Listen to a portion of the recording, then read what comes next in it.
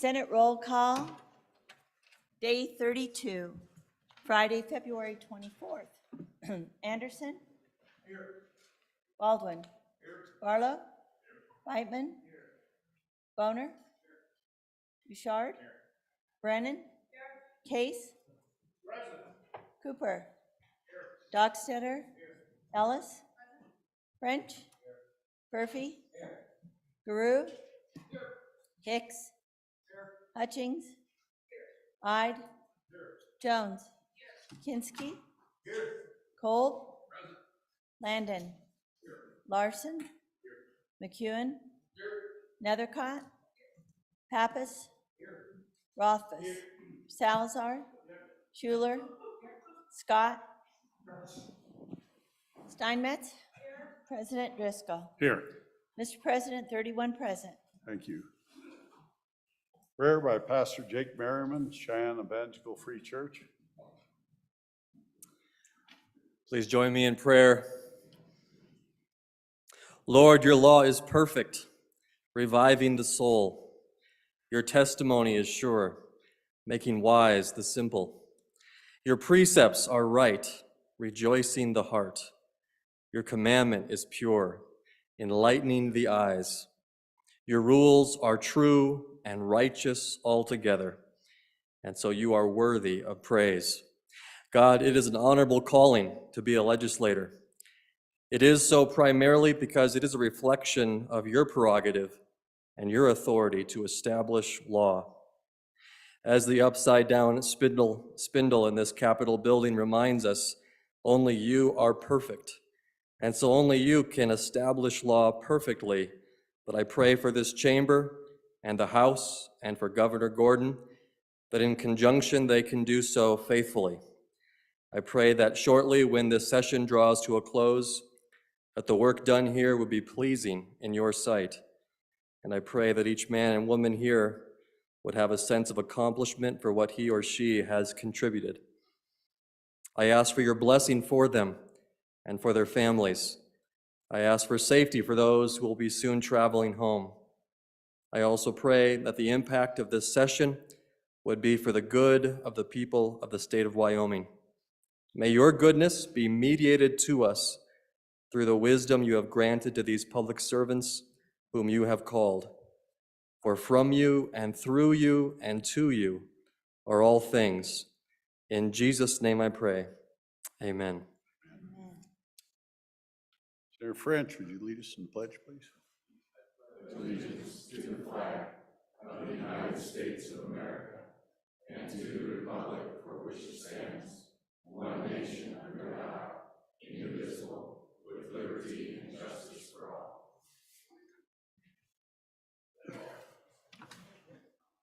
Reading, correction, and approval of the journal. Reading clerk, please read the journal committee report. Mr. President, your Journal Committee reports that the Journal of February 23, 2023 has been read and recommends that it be approved. Senator Larson, Chairman. I think I've been given mine.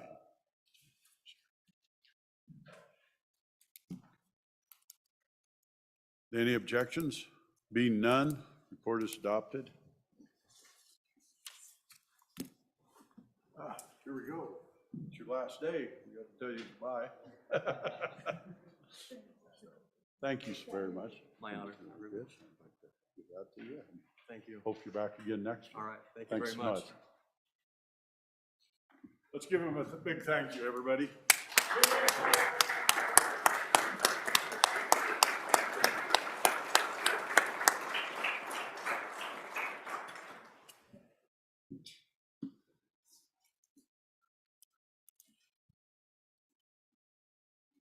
We have a doctor and a nurse today. Looks like we got doctor of the day is Mike Tracy, MD. And we also have Heather Roberts, nurse, CRMC. Come on the floor and welcome, welcome.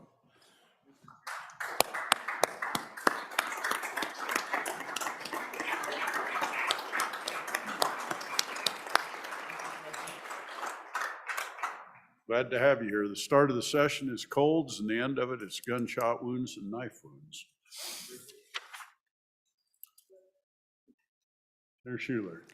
Thank you, Mr. President. May I have privilege of the floor? Yes. Today, we're joined in the gallery upstairs behind me by members of the Wyoming Arts Alliance, also known as WIA, and their Cultural Champions Network. Cultural Champions are a multi-generational network of arts and culture leaders from both tribes on the Wind River and every county in Wyoming who convene monthly to learn from each other and help WIA improve the environment for the arts and culture in their local communities. So you'll see them around the Capitol, and you're definitely invited to meet them today at their Cultural Recognition Luncheon in the Conference Room 5354 in the Capitol Connector, and also tonight at the Governor's Arts Awards. Please give them a big Wyoming Senate welcome.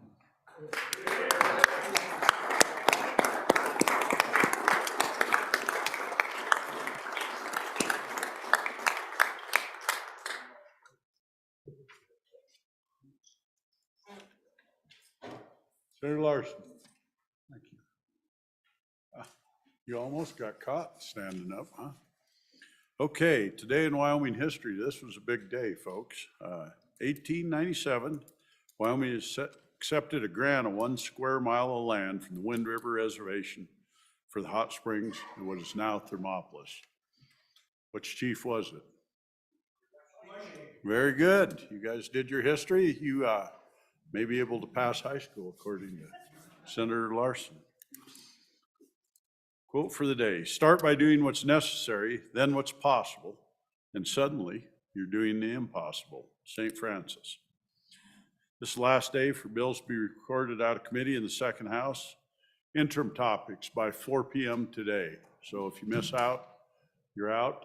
We're going to grant an exception to Senator Scott. He's asked to go till Monday. So Bighorn Media is interviewing senators in my office Monday from 6 to 10 in the morning. So you're going to be on Vic Wright's radio show. I know Senator Drew and I have both been on there a time or two during the session. So then we've got a fun one. She's gone. I'll wait till she gets back. So messages from the House. Senator Kinski. May I have privilege of the floor? You may. I've got something that's, it's kind of fun, it's interesting. I asked LSO to bring me up the original 1975 resolution, 74 resolution that created the Permanent Mineral Trust Fund. And I recognize so many of these names on this. I'll leave it back here if you want to take a look at it. The resolution itself looks like it was typed on an old Smith Corona manual typewriter before they had all these computers, and sponsored by Harold Hellbaum, remember Salty Hellbaum, Warren Morton. These are all some, this was a great legislative session. Malcolm Wallop, later a US Senator, Tom Strook, later an ambassador. It's just, it's kind of fun to go through there and look at these names, and you know, my hope for all of us is during our legislative service that we can be part of something as historic and great as that event was. It was, I remember it at the time, Mr. President, and it was truly an interesting time. Very passed the Senate 30-0, bipartisan. This is a time when we were much more evenly split among party lines, and of course it was adopted, but just kind of fun to go through. Harry Lineback, John Oslin, Dick Cedar, most of them gone now, but it was really just a golden moment for the Wyoming legislature, Mr. President. Just wanted to share that with you. Thank you, Senator Kinski. I've got to agree, for all of us, look inward, think about what you can do that are big things for the future, because that's what they did. Those folks were visionary, and they weren't visionary for what's tomorrow or next week or next month. They looked out for future generations, and we all should be taking that into account as we think about the significance of what you're capable of doing here. Today's quote, I'll say it again because it falls right in that realm. Start by doing what's necessary, then what's possible, and suddenly the impossible is possible. Pretty good. Thank you, Senator Kinski. You bet. So, she's at work right now, so as soon as she's done, I've got a resolution for you, but you can keep going. Messages from the House. From the House of Representatives, February 23, 2023. Message number 422. Mr. President, the following bills passed the House on third reading by the votes indicated: Senate File 148, preemption of local firearms regulation, ayes 60, noes 1, excused 1. Senate File 129, background checks, Governor's Office, 60 ayes, 1 no, 1 excused. Senate File 75, decentralized autonomous organizations, amendments, ayes 60, noes 1, excused 1. Message number 419. Previous bill was message number 421. Message number 429. Mr. President, the House did concur on Senate amendments to House Bill number 108, sale of THC vaping devices and edibles to minors prohibited. Ayes 59, noes 1, excused 2. Message number 424. Mr. President, House concurred to Senate amendments on House Bill 188, wolf depredation compensation. Ayes 57, noes 3, excused 2. Message number 420, concurrence requested. Mr. President, Senate File 123, military dependent school choice, passed the House on third reading in an amended form. Ayes 61, excused 1. The House respectfully asks the Senate to concur by adopting amendments. Message number 423. Senate File 97, Education Trust Fund Transfer, passed on third reading in an amended form. Ayes 56, noes 2, excused 4. The House respectfully asks the Senate to concur by adopting resolution. Message number 423. Mr. President, the House appointed House conferees to meet with a like committee number 1 from the Senate on amendments to Senate File 66. House conferees are Representative Walters, Chairman, Representative Larson, Representative Nicholas. Message number 432, House adopted House conferees, has appointed House conferees to meet with a like committee number 1 from the Senate on amendments to Senate File 32. House conferees are Representative Washut, Chairman, Representative Crago, and Representative Provenza. Message number 431, House appointed conferees to meet with like committee number 1 from the Senate on amendments to House Bill 33. House conferees are Representative Northrop, Chairman, Representative Brown, and Representative Lawley. Message number 430. Mr. President, the House failed to concur on Senate amendments to House Bill 33, School Finance Career Technical Education Grants. Ayes 30, noes 50. I beg your pardon. Ayes 10, noes 50, excused 2. Message number 428. House appointed House conferees to meet with a like committee number 1 from the Senate on amendments to House Bill 64.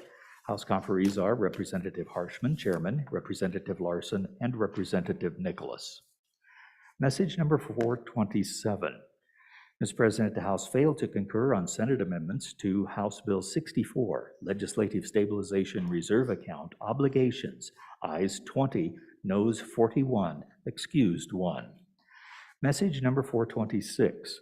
Mr. President, House appointed conferees to meet with a like committee number 1 from the Senate on amendments to House Bill 195. House conferees are Representative Walters, Chairman, Representative Nicholas, and Representative Sherwood. Message number 425. Mr. President, House failed to concur on Senate amendments to House Bill 195, American Rescue Plan Act Appropriations Amendments. Ayes 2, noes 59, excused 1. Signed, Katie Talbot, House Chief Clerk.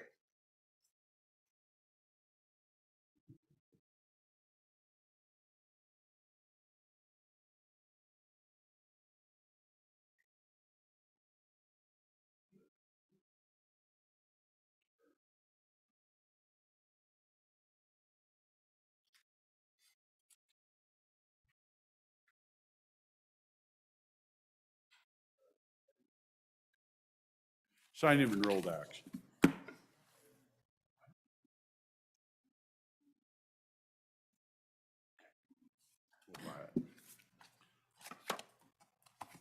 Signed and enrolled acts.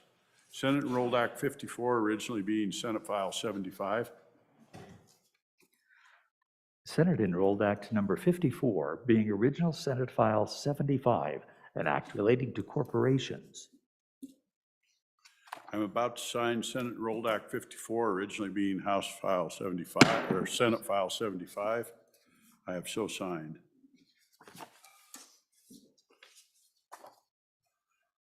Senate Enrolled Act 55, originally being Senate File 129.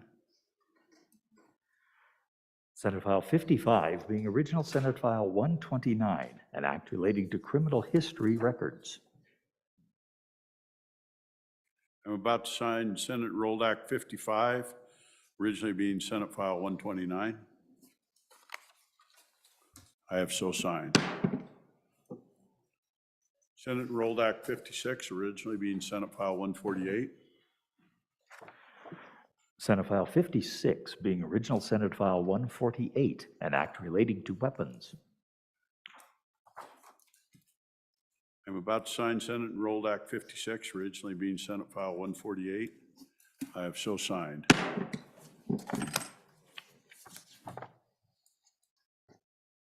House of Representatives Enrolled Act number 64, originally being House Bill 38. House Enrolled Act Number 64 being original House Bill 38, an act relating to defense forces and affairs. I'm about to sign House Enrolled Act number 64, originally being House Bill number 38. I have so signed.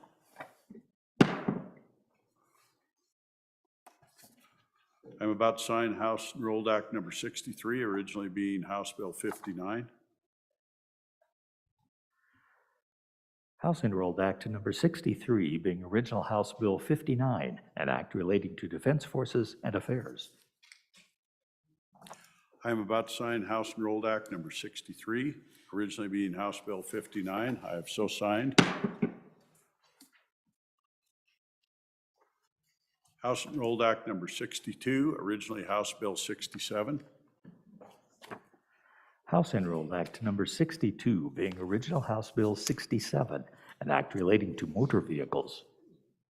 I'm about to sign House Enrolled Act 62, originally being House Bill 67. I have so signed. House Enrolled Act 61, originally being House Bill 81.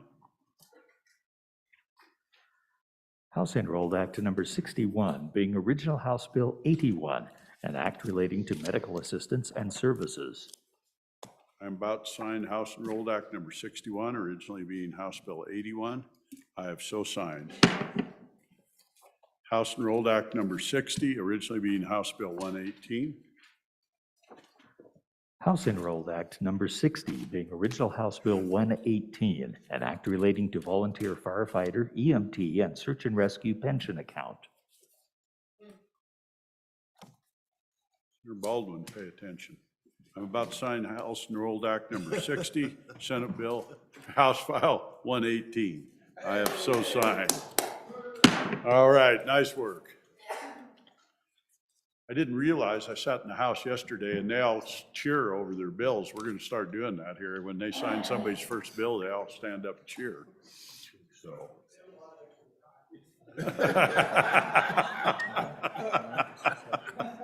We all know that.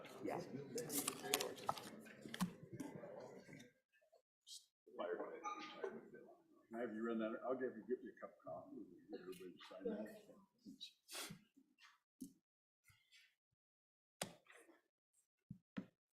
Reports from standing committees, do we have some? Let's do them. February 23, 2023. Mr. President, your committee number 5, Agriculture, State and Public Lands and Water Resources, to whom is referred House Bill 222 engrossed, Wyoming River Advisory Committee, respectfully reports same back to the Senate with a recommendation that it do pass. Ayes, Senators French, Hicks, Ide, Kolb, and Steinmetz. Senator Steinmetz, Chairman. Mr. President, Committee number 5, Agriculture, State and Public Lands and Water Resources, to whom is referred House Bill 76 engrossed, Licensing Board's amendments. Respectfully report same back to the Senate with a recommendation that it do pass amended. Ayes, Senators Hicks, Kolb, and Steinmetz. No, Senators French and Ide. Senator Steinmetz, Chairman. Mr. President, Committee number 5, Agriculture, State and Public Lands and Water Resources, to whom is referred House Bill 171 engrossed, State Land Leases, respectfully report same back to the Senate with a recommendation that it do pass amended. Ayes, Senators French, Hicks, Ide, Kolb, and Steinmetz. Senator Steinmetz, Chairman. Occurrences? Senator Steinmetz, sorry.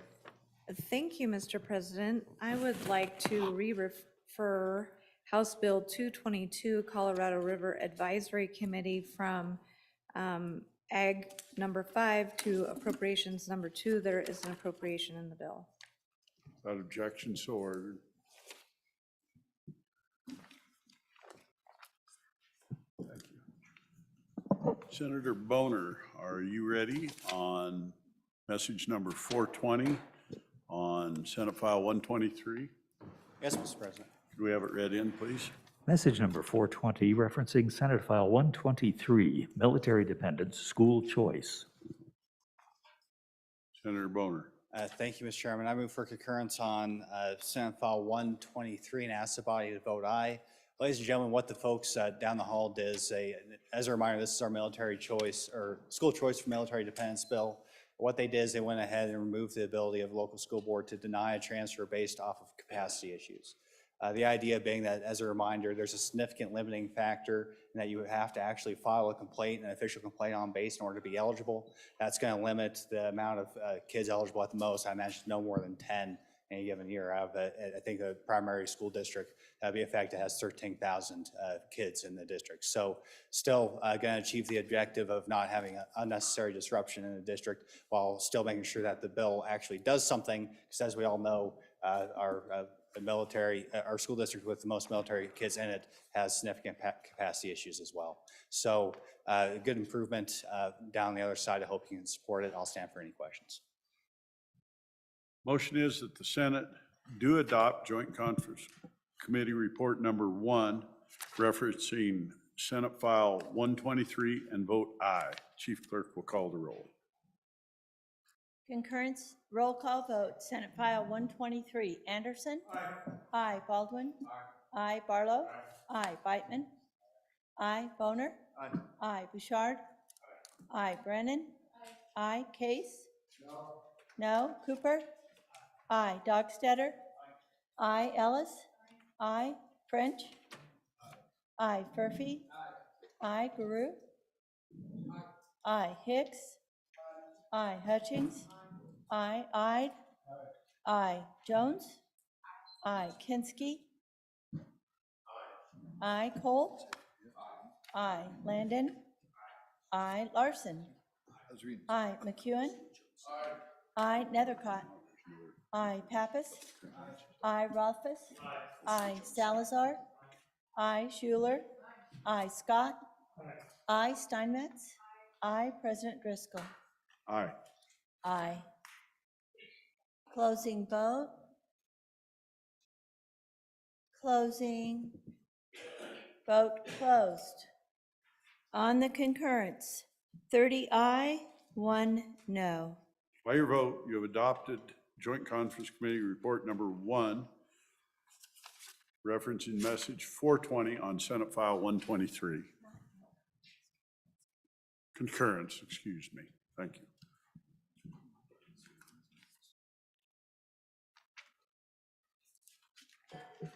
Senator Landon, are you ready on message number 387 on Senate File 32? Mr. President, I am. May I have a quick privilege of the floor, Mr. President, before I make that motion? Yes, sir, you may. Thank you, Mr. President. This morning I woke up to the national news about 4 or 5 o'clock this morning and was reminded that halfway around the world, this is the 1-year anniversary of the invasion by Russia into the country of Ukraine, which is fighting mightily to save its democracy. And that was not lost on me as I got to come to this body and to this chamber and be able to do what we do. So I just wanted to throw that out, Mr. President. I'm sure that just about every one of us are thinking about what's going on over there. So, Mr. President, thank you for that privilege. I would like to move message 387. As a reading clerk, read it in.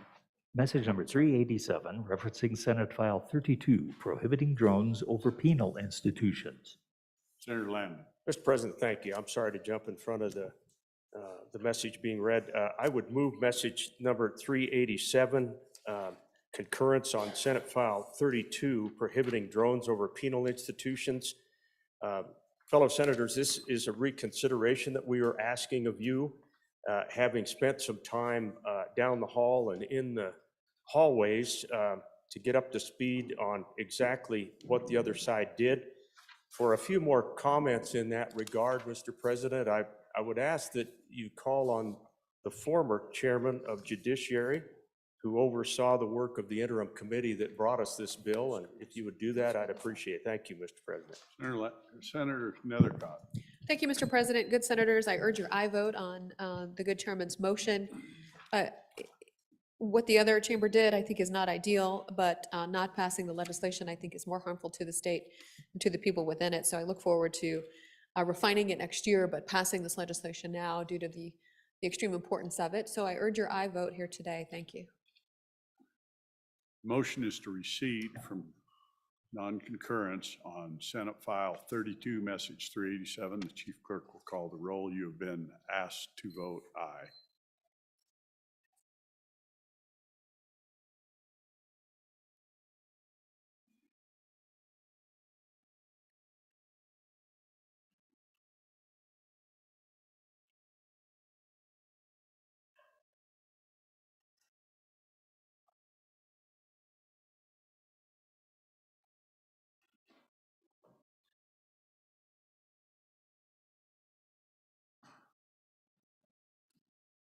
Concurrence vote, Senate File 32, Anderson? Aye. Baldwin? Aye. Barlow? Aye. Beitman? Aye. Boner? Aye. Bouchard? Aye. Brennan? Aye. Case? Aye. Cooper? Aye. Dockstetter? Aye. Ellis? Aye. French? Aye. Furphy? Aye. Guru? Aye. Hicks? Aye. Hutchings? Aye. Ide? Aye. Jones? Aye. Kinski?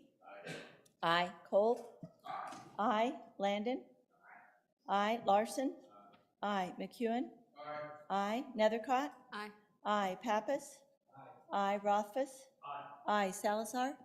Aye. Schuler? Aye. Scott? Aye. Steinmetz?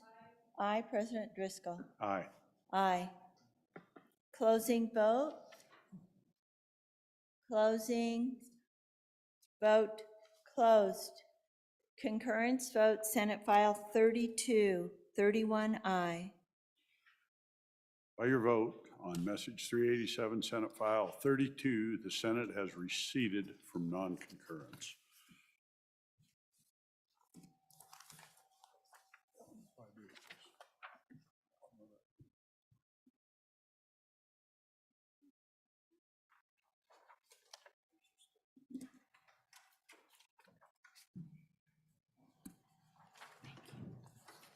Senator Barlow, are you ready for Joint Conference Committee report on Senate File 61?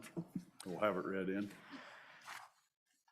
Joint Conference Committee report referencing House Message number 395 on Senate File 61, Legislator Per Diem, signed by Representatives Harshman, Summers, and Yin, and Senators Barlow, Ellis, and Pappas. Senator Barlow. Mr. President, thank you. I would move adoption of the Joint Conference Committee report on Senate File 61 from reference House Message 395. Colleagues in the Senate, as you recall, this is the per diem bill, legislator per diem bill, and our colleagues in the Senate, in the House, on third reading, put on an amendment that maybe gummed up the works and made folks, I don't know, it probably wasn't the best way to approach this. As you know, in our current management council policy, a legislator can already opt for a lesser amount of per diem should they choose to. This kind of set a different amount based on your vote on the bill, which the Senate committee thought was inappropriate when we went to conference committee. Our colleagues in the House agreed, and so we are deleting the third reading amendment number 1 to Senate File 61 that came from our colleagues down the hall. So I would ask for your adoption of the Joint Conference Committee report. Thank you, Mr. Chairman. Mr. President. Thank you.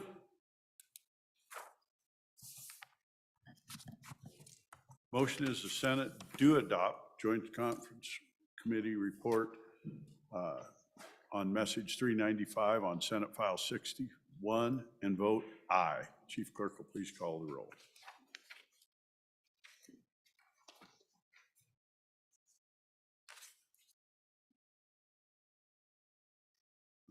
Joint Conference Committee Report Number 1, Senate File 61. Roll call vote.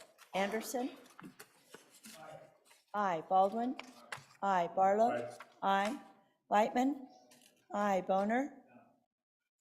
No. Bouchard? No. Brennan? Aye. Case? No. Cooper? Aye. Dockstetter? Aye. Ellis? Aye. French? No. Furphy? Aye. Guru? Aye. Hicks? Aye. Hutchings? No. Ide? No. Beg your pardon. Jones? Aye. Kinsky? Aye. Cole? Aye. Landon? Aye. Larson? No. McEwen? No. No. Nethercott? Aye. Pappas? Aye. Rothfuss? Aye. Salazar? No. Schuler? Aye. Scott? Aye. Steinmetz? No. President Driscoll? No. No. Closing vote. Dockstetter? Aye to no. Closing vote. Closing. Vote closed. Joint Conference Committee Report Number 1, Senate File 61, 19 aye, 12 no. By your vote, you have adopted Conference Committee Report Number 1, reference message 395 on Senate File 61. Conference Committee appointments.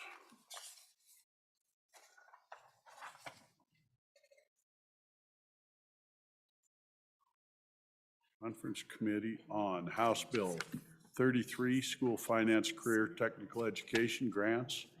Chair Scott, Ellis, and Hicks.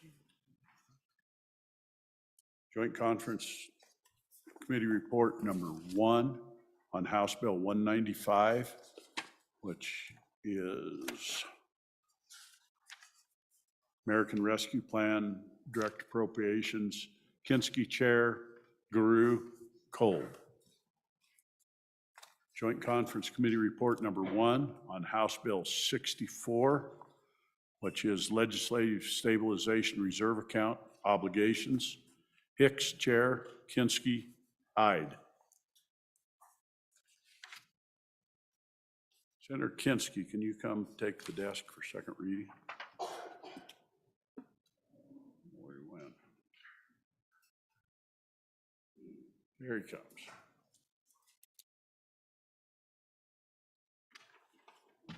You have the controls, no crashing. All right. Don't screw this up, right? Second reading. Second reading, just start. Second reading of bills.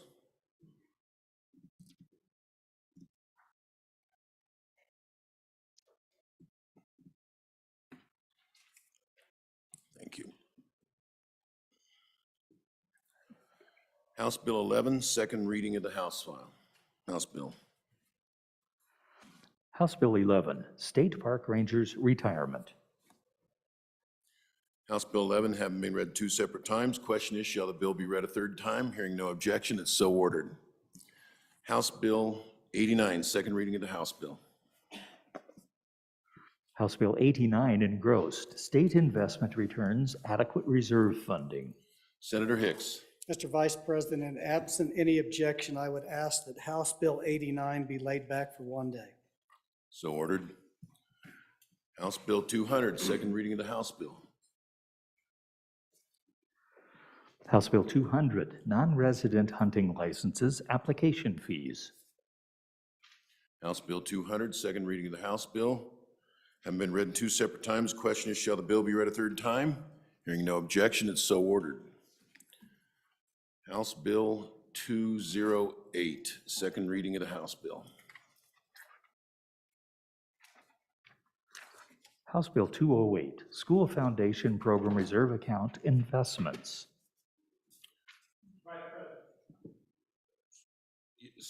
Senator Scott. Mr. Vice President, I ask House Bill 208 be laid back for one day. So ordered. House Bill 209, second reading of the House bill. House Bill 209, Hathaway Scholarship Accounts Transfer Timing. Mr. Majority Floor Leader. Mr. Vice President, absent any objection, I would ask that House Bill 209 be laid back for one day. So ordered. We're now at that order of business. Bills on third, we did finish all the seconds, didn't we? Okay, bills on third and final passage. Mr. Majority Floor Leader, do you have a consent list? Mr. Vice President, I do have a consent list, and I move third reading consent list, which consists of the following bills. House Bill 2, Town Officer Salary Waiver. House Bill 17, State Land Grazing of Non-Owned Livestock. House Bill 128, Voyeurism Within Enclosed Spaces.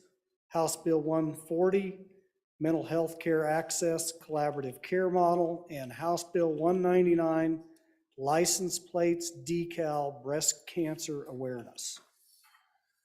Would anyone like any of the bills removed from the consent list? Senator Steinmetz. Thank you, Mr. Vice Chairman. I would like to remove House Bill 17, State Lands Grazing of Non-Owned Livestock without objection. It's removed from the list. Anyone like the one remaining bill on consent removed?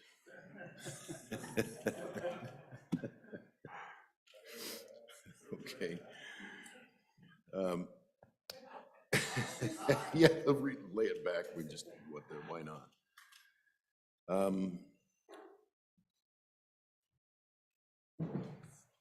Okay.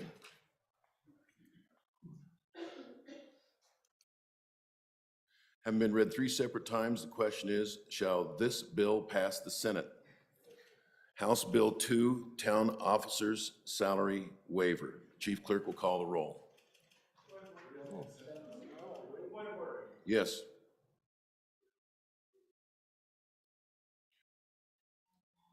Senator Rothfuss. Thank you. Point of order. There are 4 bills remaining on the consent list.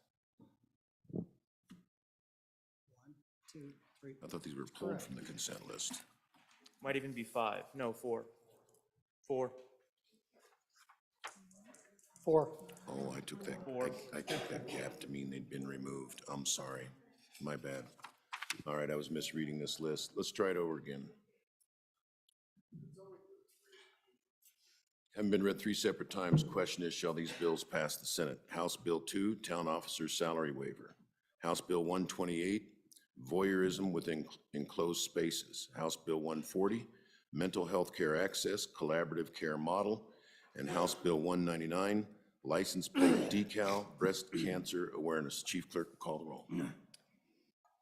On the consent list, Anderson. Baldwin. Barlow. Beitman. Beitman, no. Boner. Bouchard. Bouchard, no. Brennan. Aye. Case. Cooper. Dockstetter. Ellis. French. Murphy. Guru. Hicks. Aye. Hutchings. Ide. Jones. Kinski. Aye. Kolb. Landon. Larson. Larson, no. McEwen. Aye. Nethercott. Pappas. Rothfuss. Salazar. Salazar, no. Schuler. Scott. Steinmetz. President Driscoll. On the consent list, 27 aye, 4 no.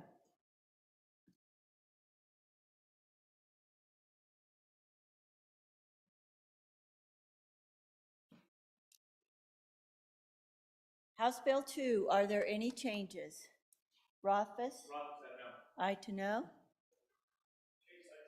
Case, aye to no. Kolb? Aye to no. Closing vote. Closing. Vote closed. House Bill 2, 24 aye, 7 no.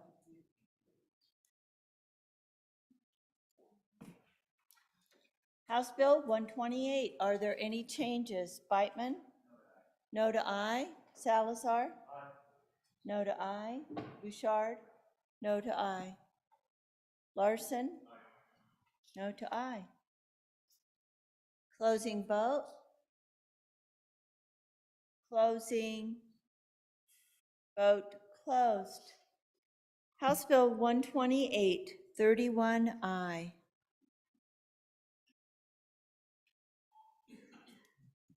House Bill 140, are there any changes? Steinmetz, aye to no. McEwen, aye to no. Aye to no. Cole, aye to no. Jones, aye to no. French, aye to no. Bouchard, no to aye. Closing vote. Closing. Vote closed. House Bill 140, 22 aye, 9 no. And House Bill 199, are there any changes? Hutchings, aye to no. Steinmetz, aye to no. Aye to no. Kolb, aye to no. McEwen, aye to no. Closing vote. Closing. Vote closed. House Bill 199, 22 aye, 9 no.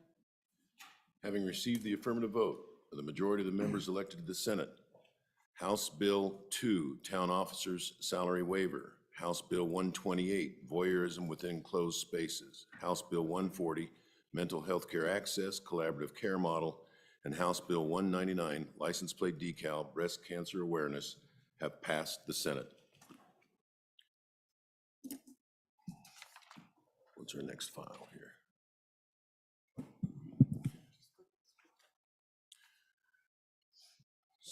House Bill 17, third reading of the House Bill. House Bill 17 engrossed, State Lands Grazing of Non-Owned Livestock, sponsored by the Agriculture Committee, an act relating to state lands. Senator Steinmetz. Thank you, Mr. Vice President. Absent objection, I would ask that House Bill 17 be laid back for 1 day. So ordered. House Bill 99, third reading of the House Bill. House Bill 99 engrossed, Property Tax Refund Program, sponsored by the Revenue Committee, an act relating to property tax. There is an amendment. Will the reading clerk please read the amendment? House Bill 99, third reading amendment number 1 to engrossed copy, page 3, line 19, delete. Senator Hicks. Yeah, Mr. Vice President, I move third reading amendment number 1 to House Bill 99. I want to ask for your favorable considerations. Members of the Senate, this deals with property tax relief, and my concern is with the amendment, what I've gone in and changed the median household income eligible for the program, and then the maximum amount of taxes that could be rebated based on the previous year taxes. And so that's what the amendment does, Mr. Chairman. It goes in and it changes from that median household income, which was currently in the bill, 75%. The bill raises it to 125%. What the amendment does is bringing it back down to 100% of what that median household income. So let me explain why I think that's important. And I appreciate the information that my colleague from Teton County, but what that effectively does is that increases that by 40%. It's a 40% increase in that cap. I appreciate the numbers, but what I don't know is how much more utilization are we going to get in that program? And when you look at those numbers that were handed out in the handout, we're going from currently it would be roughly $52,000 would be your median household income to be eligible if you meet all the other criteria. This raises that to $86,400, and that's a statewide average number. It's obviously predicated county by county. That ranges quite a bit from anywhere from a low of down around 72 to a high in the home county of my colleague up to $129,000 to be eligible. Mr. Chairman, my concern is we have no idea if we increase this by that amount, how much more utilization of the program. In other words, how much is it going to cost to the counties, and if the state decides to rebate the counties part of that cost. So, Mr. Vice President, it just seems to me that we ought to move it up. I would agree with that. I'm just very uncomfortable with moving it up 40% for the median household, 45% for the maximum allowable for the previous year's taxes, without knowing what that's going to cost. And so I think this is just a more prudent approach to say, yeah, let's increase those. We recognize there's been some changes around the state, but let's do it in a fashion that we don't overwhelm the system all in one year with those level of increases. So, Mr. Vice President, I'd stand for any questions.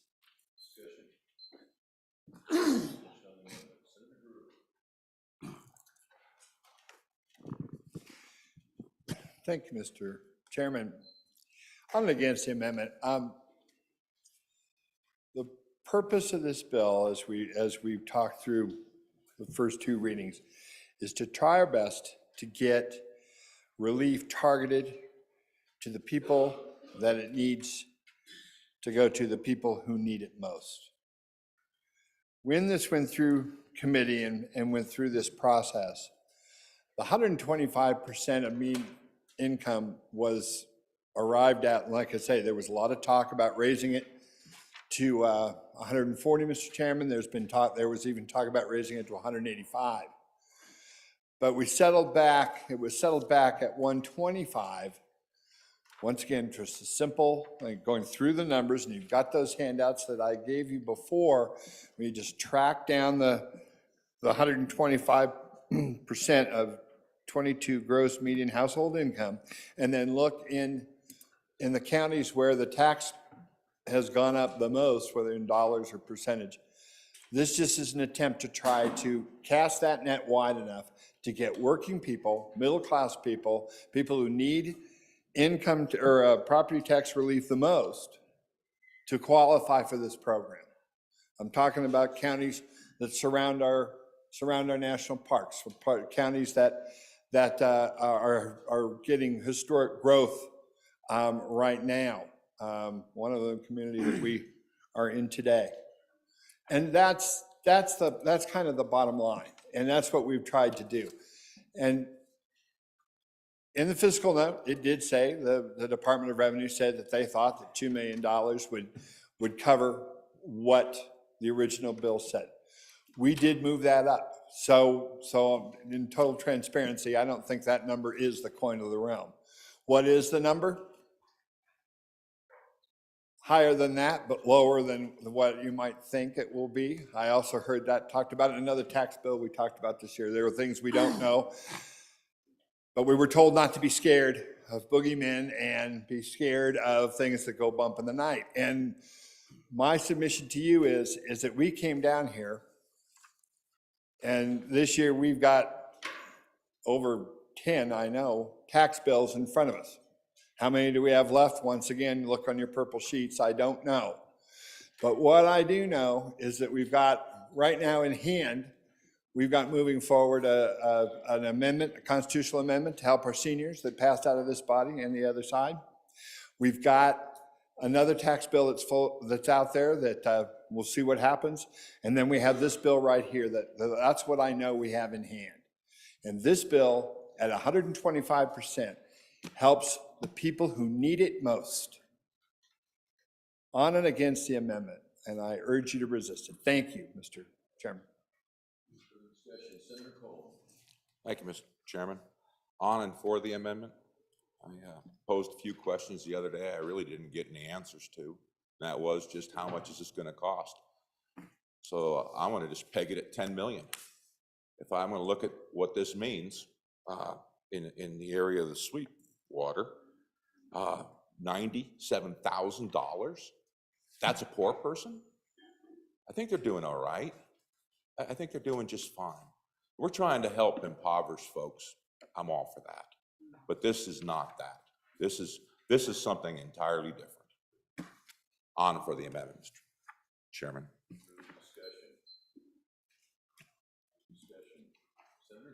So, Mr. Chairman, let's be clear what the amendment does. It still increases the amount of money for property tax relief. It just reduces the level of increase that would currently happen in the bill. So we're still going to provide property tax relief though. So if we use those estimates by my colleague that somewhere between 2 and 3 million, that's an additional to what we already fund the program to. So my recollection is we're currently funding that somewhere plus or minus a couple $100,000, around 2.5 million. So this is probably going to push this up somewhere in the neighborhood of between a $5 and a $6 million year annual expenditure. Keep in mind, part of it's funded by the county, but we reimburse the county for that component of it. So this is general fund. Like my colleague from Sweetwater County, this fits the whole state. While I understand that we have areas in the state that we've had escalation in property taxes and it's different, this is not just a Northwest Wyoming county bill. This affects all 23 counties. And my concern is shared with my colleague in Sweetwater County. When I look at some of these counties, I just don't see that these meet the poverty level when you're making $95,000 a year in a household, and it very well may be based on the definition. It could be just one person, or it could be two. It's a gross household income. And so I just think it's a little step too far, Mr. Vice President. I think we should proceed with caution. The amendment still grants an increase in property tax relief, but let's find out what the utilization is and the cost at this level. If the utilization substantially increases, then we can come back in another session and raise that number. So on and for the amendment. Senator Grew. I would rise to ask at this time if I can divide the amendment. All right, what's your proposal? The first division is lines 1 through 5 and lines 9 through 12. And division 2 is the rest, 6 through 8 and 13 through 16.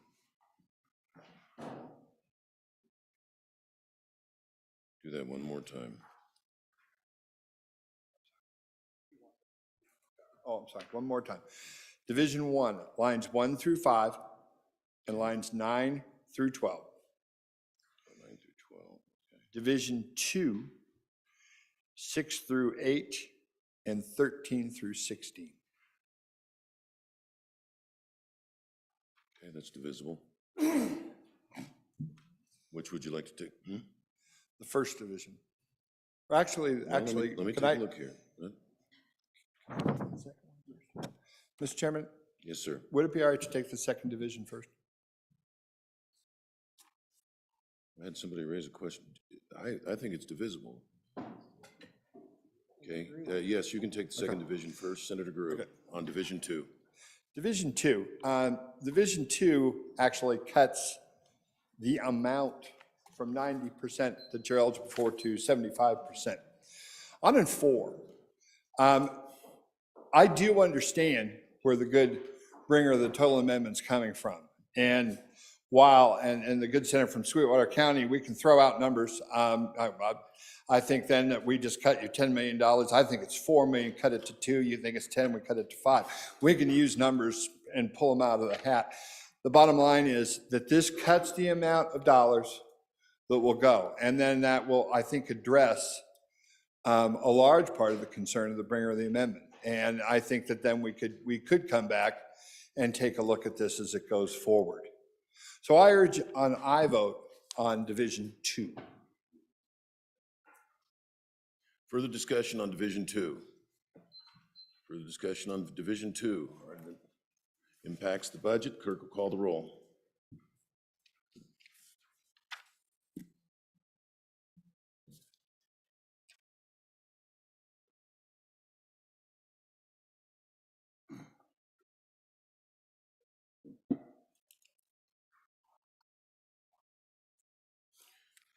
Okay, we are on third reading amendment number 1 to House Bill 99, Division 2, which is lines 5 through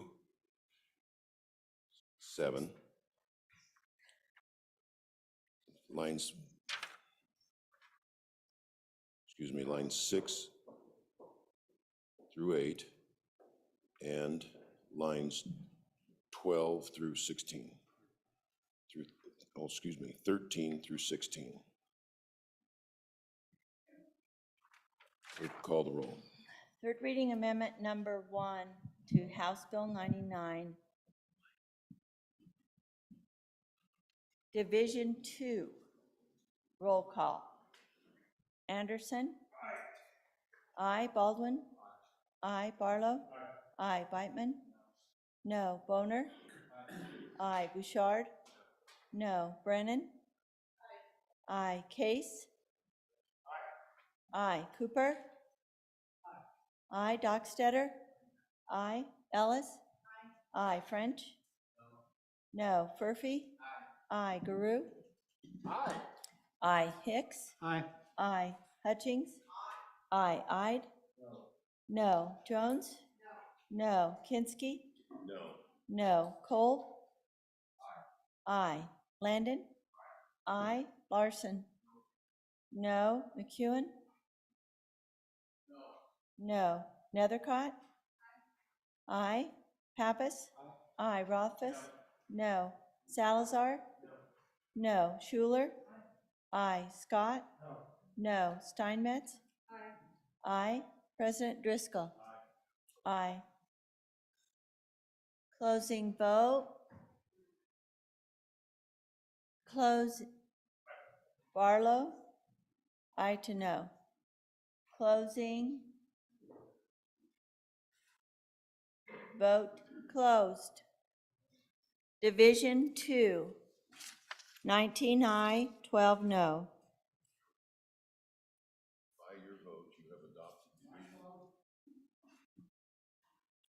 By your vote, you have adopted Division 2 to Senate, to third reading amendment number 1 to House Bill 99. First Division, Senator Guru.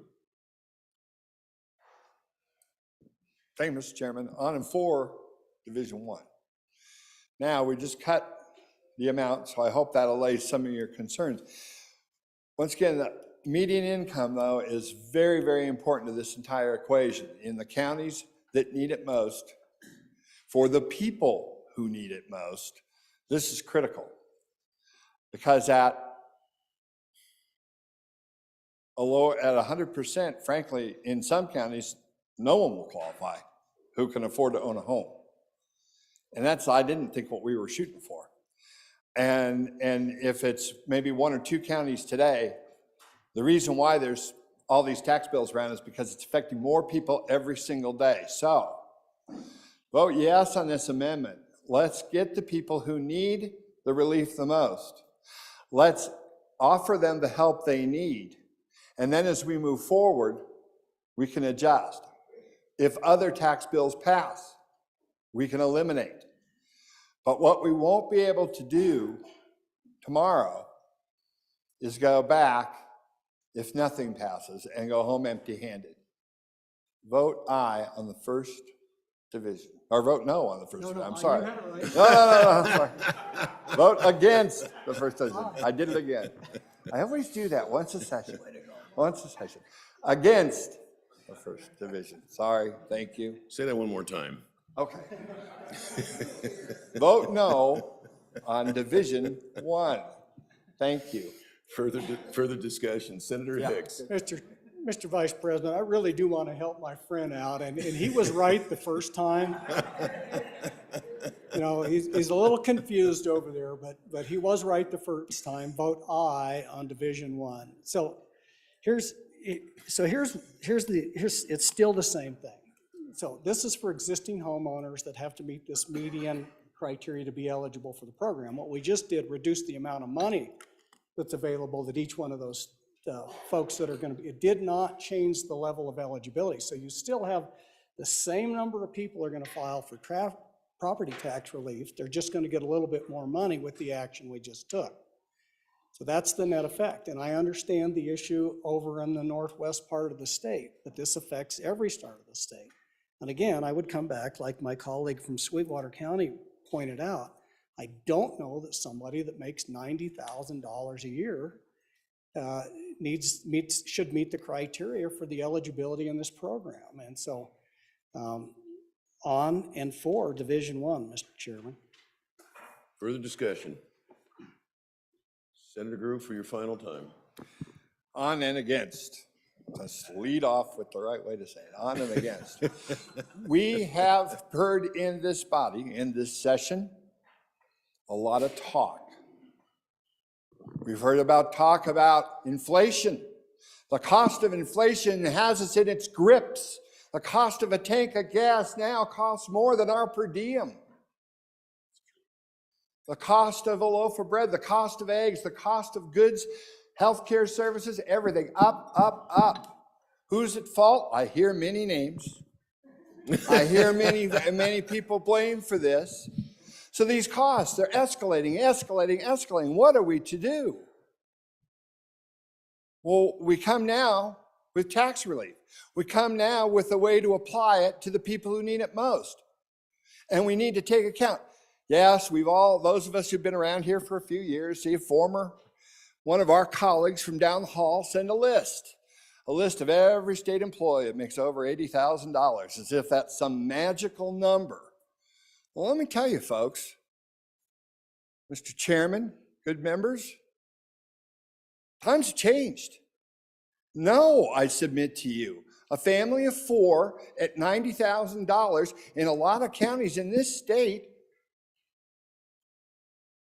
are struggling today whether their kids are going to be able to play in after-school sports because they have to pay their taxes. They're struggling with what they're going to do to be able to go on a vacation, even the most rudimentary camping vacation this summer. I thought an inalienable right of all of us to go on a little vacation come summertime with your kids. They say no because we have to pay taxes. What this amendment does is just spread that net just a little bit farther.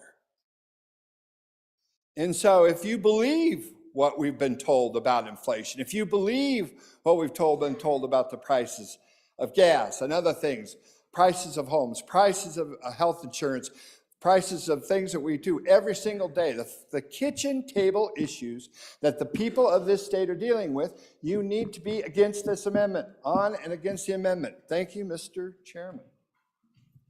Senator Kolb. Thank you, Mr. Chairman. You know, the inception of this program was great. It started off doing a really good thing for people that really didn't need it.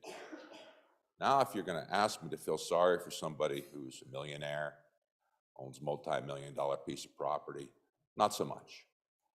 I think this is a good thing, but like many things, you get an inch to take a mile, and I feel that is this, and I stand in support of this Division 1 amendment. Thank you, Mr. Chairman. Further discussion. Senator Hicks for your final time. Vice President, for my second time. So I would agree with my colleague. The amendment does provide property tax relief. It does calculate inflation in there. It's a 25% increase, 25%. So how many years would that cover under the current inflationary environment with the latest CPI was running about 6.3% year over year? There's 4 or 5 years worth of inflation calculated in with the amendment. You leave the bill the way it is, you've got 10 or 15 years worth of inflation, because now we're in the highest inflation we've had in over 40 years, Mr. President. We go backwards, we were running at 1 or 2% inflation. So this is not just an inflationary thing. This is a balloon. It's exploding. Mr. Chairman, it's now casting a net and it's dredging the entire ocean out there of eligible. We've brought the whole ocean up into the property tax relief program with this giant net that this bill cast. I'm for property tax relief. I'm for helping the poor. What I'm not for doing is dragging all the middle class and the wealthy up and saying, you deserve property tax relief and not the poor. Mr. Chairman, the amendment calculates in inflation. It provides property tax for those needy and poor and the elderly. On and for Division 1. We are voting on Division 1 to Amendment 1 to Senate File 3, House Bill 99, Division 1 consisting of lines 1 through 5 and 9 through 12. The clerk will call the roll. Division 1, third reading amendment number 1 to House Bill 99. Roll call. Anderson? No. Baldwin? Aye. Barlow? Aye. Beitman? No. Boner? Aye. Bouchard? No. Brennan? No. Case? Aye. Cooper? No. Dockstetter? No. Ellis? No. French? Aye. Murphy? Aye. Guru? No. Hicks? Aye. Aye. Hutchings? Aye. Ide? No. Jones? Aye. Kinski? No. No. Cole? Aye. Landon? No. Larson? No. McEwen? Aye. Nethercott? No. Pappas? No. Rothfuss? No. Salazar? No. Schuler?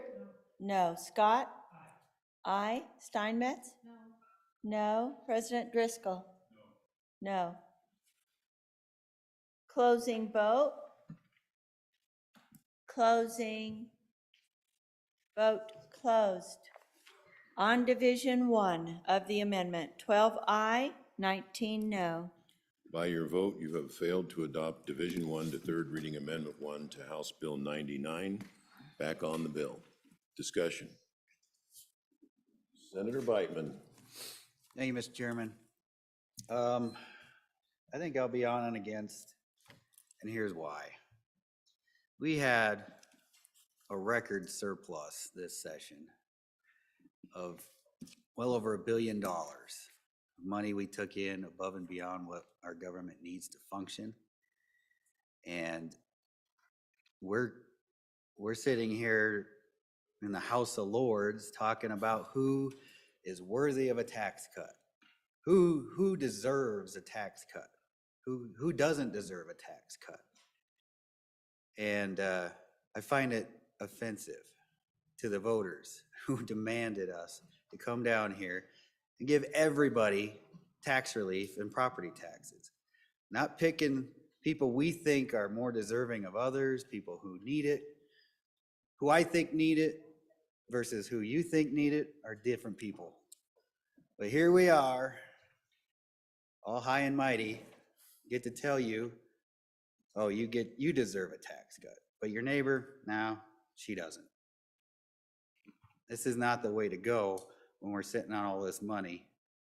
Give everybody a tax cut, make it equitable, make it proportional, and be done with it. That's the way to go. It's on and against this bill. For the discussion, Senator Landon. Mr. Chairman, thank you. I'm actually going to support this bill. It may or may not be the best we can do. I hope not. I'm sure that our Revenue Committee will go into the interim and do some good work. Sometimes it takes a little bit longer than we like, and a lot of times when I'm driving home and you and I are racing up I-25, Mr. Chairman, Mr. Vice President, we think about the things that we wish could have happened. Sometimes we have to take what can happen. And at least on this one, we are directing the money to those who need it the most. Maybe we can step back in here next year and correct things as were pointed out. But today, I think this is a good bill and I think it's worth passing. Thank you, Mr. Vice President. Further discussion?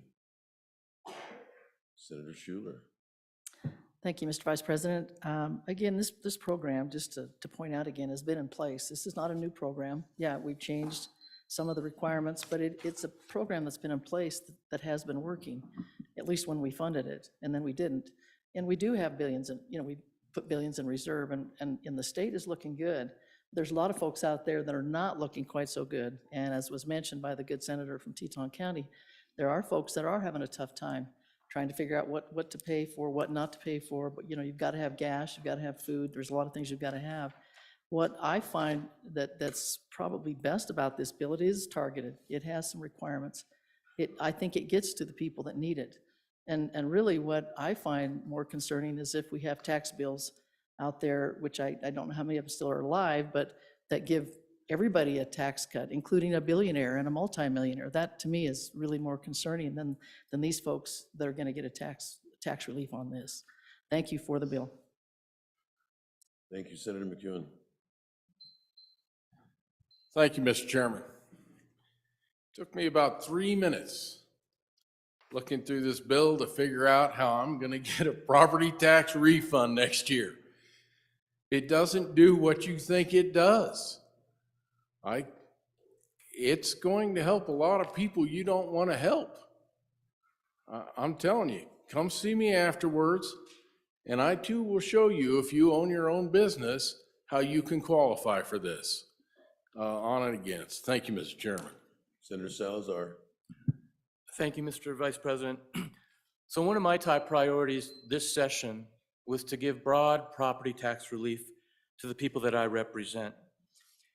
And Mr. Vice President, you yourself said at the beginning of the session or thereabouts that we had a lot of bills, but what you were concerned about was that at the end we may not have anything. And now we have almost nothing. And I just want to echo the sentiments of my colleague next to me. We're sitting on an incredible surplus, and we could not deliver property tax relief to the vast majority of our constituents in this state. The very thing, at least in my Senate district, that people wanted.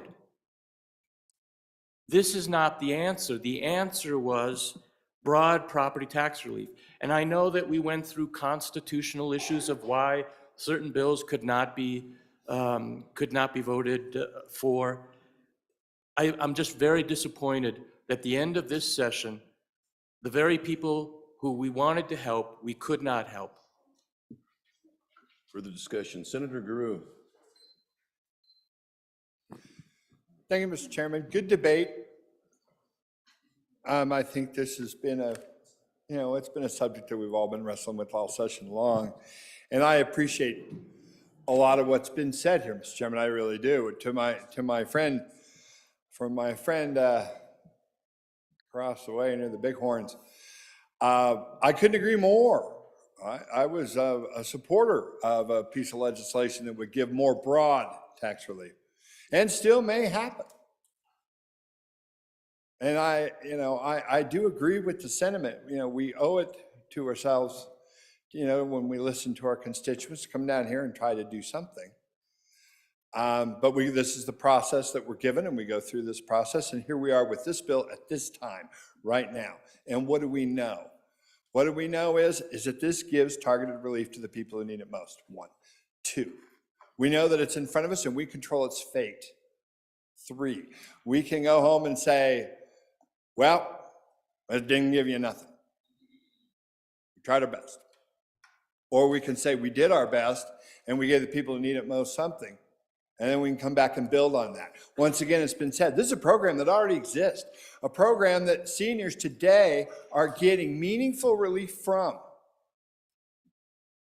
All this does is expand it. I understand want to give break to tax relief to everyone. Frankly, if we would have done to 185 or 210% of average median income, we would have hit the whole state. And we could have given that tax break to everyone.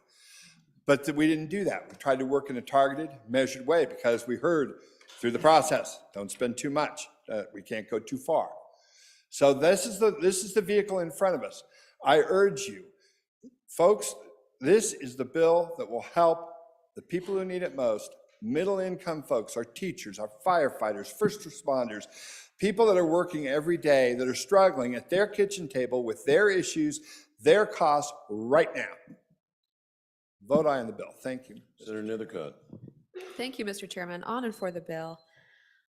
I am troubled by what may be conflating of issues here of one horse versus another horse. That's not what you're being asked to vote on now, of whether or not another tax bill is better than this bill. That's not the question before you.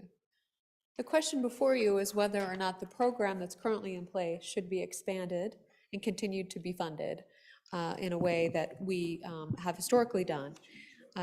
For the last tax year, or tax year 2021, $1.8 million in tax relief was provided to the people of Wyoming. So it is an important program. It is working. People are availing themselves of it. Again, as you know, I am the kind of criminal justice hawk on these issues and want to make sure that this fund and this program are not being abused, which would ultimately disadvantage those who need it. The department and the county treasurers, of which we both respect and love, your county treasurer and the Department of Revenue both review these applications. They know the people in their communities. They're screening them carefully. Are there ways to commit fraud against it? Maybe. I would strongly discourage that. Not consult your other senator. That might result in a conspiracy. But rather, this program is going to the right people. It's going to continue to go to the right people who need it based on income needs. And so again, it's not a comparison of which tax bill is better, but whether or not to continue to support a program that is working for the people of Wyoming and will continue to do so, I hope. Further discussion? Senator Anderson?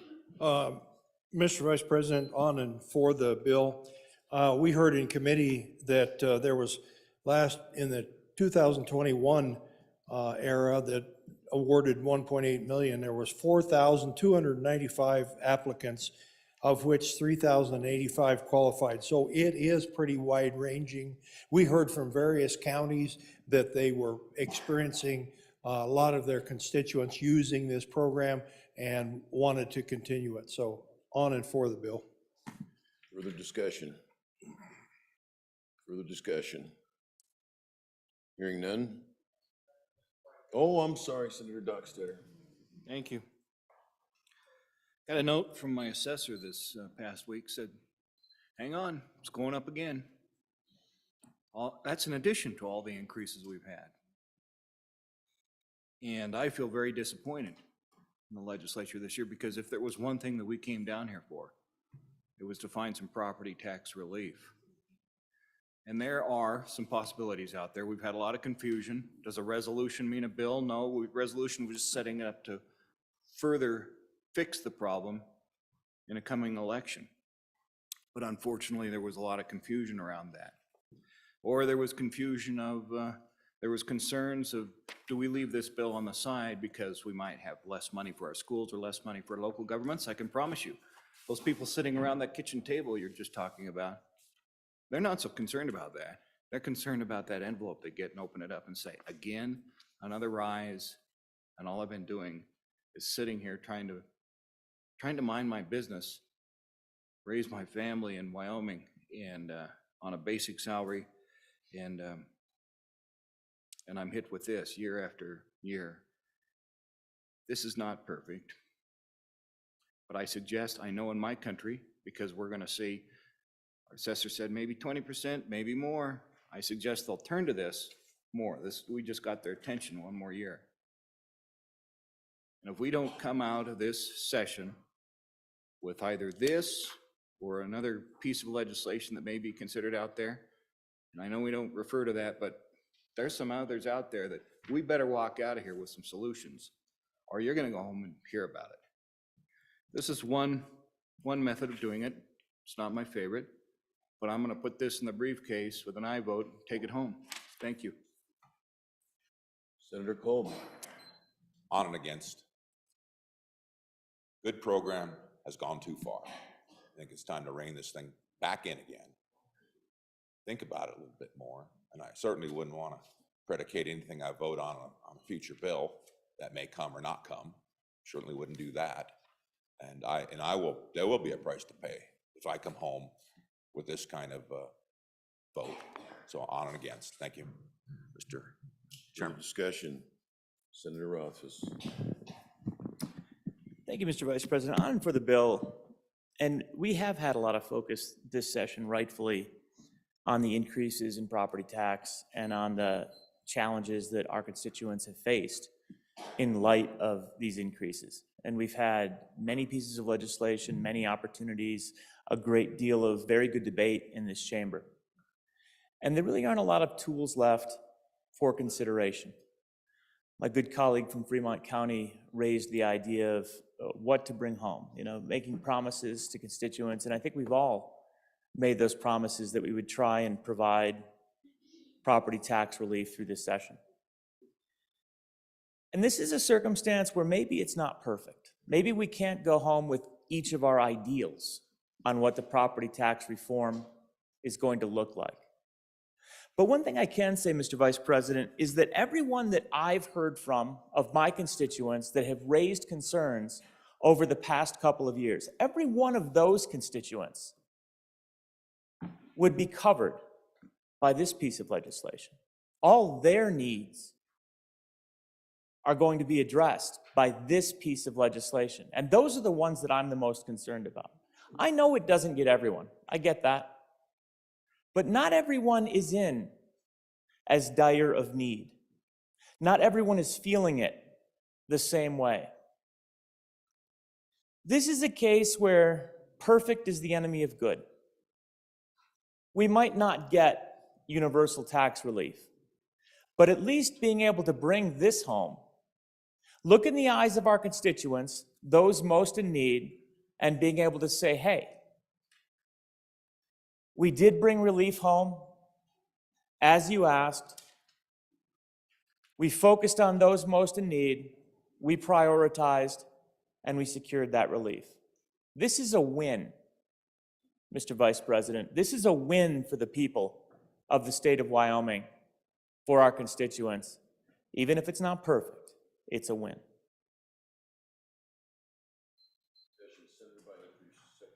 For my second time. Thank you, sir. It's a win for very few people. And for the rest that have to pay for this, they got to go to work. And then their money will be redistributed through the government. This is a big government solution, make no mistake.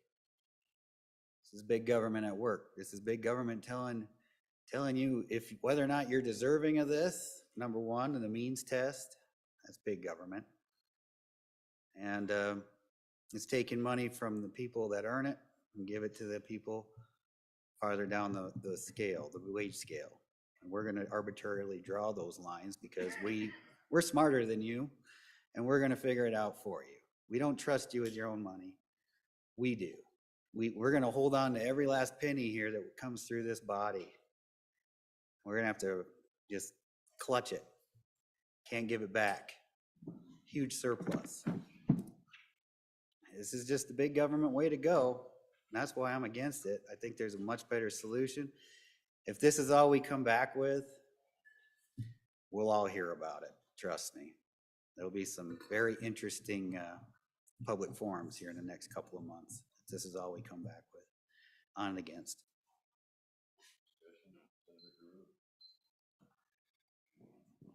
Thanks, Mr. Chairman. I'll try to bring this home for us. Interesting discussion. I understand the theory, but at the end of the day, let me give you my view, Mr. Chairman. What we're doing with this program is we're giving people's tax money back to them. And I'm hearing people argue that we need to rein it in. We need to rein in giving their tax money back. Well, I'm against that, and I'm for this bill. I think that we should, like you say, in a perfect world, and it may still become that perfect world. There's another, like say, we're not comparing bill to bill, but other bills out there, and they may pass. We may get our cake and eat it too. I personally, as far as expanding this program, I had a little bit of apprehension at first, because as it says in our budget, with the cap of the $8 million or so that we've appropriated to this, each dollar that goes through this program and the Means Tested Senior Program, $1 comes out of the other. That's all that'll go out the door. It is capped. There is no more. It's not a bottomless pit of money. And then we'll have to come back and discuss it again. And I was concerned about it. If more people got into this program, maybe some of my seniors might get cut out of it. But at the end of the day, it was the best. It's right now, at this point in time, this helps the most people. It gets their money back to them. If they don't necessarily like how the delivery system is happening, let's work on changing that. But make no mistake, Mr. Chair. Make no mistake.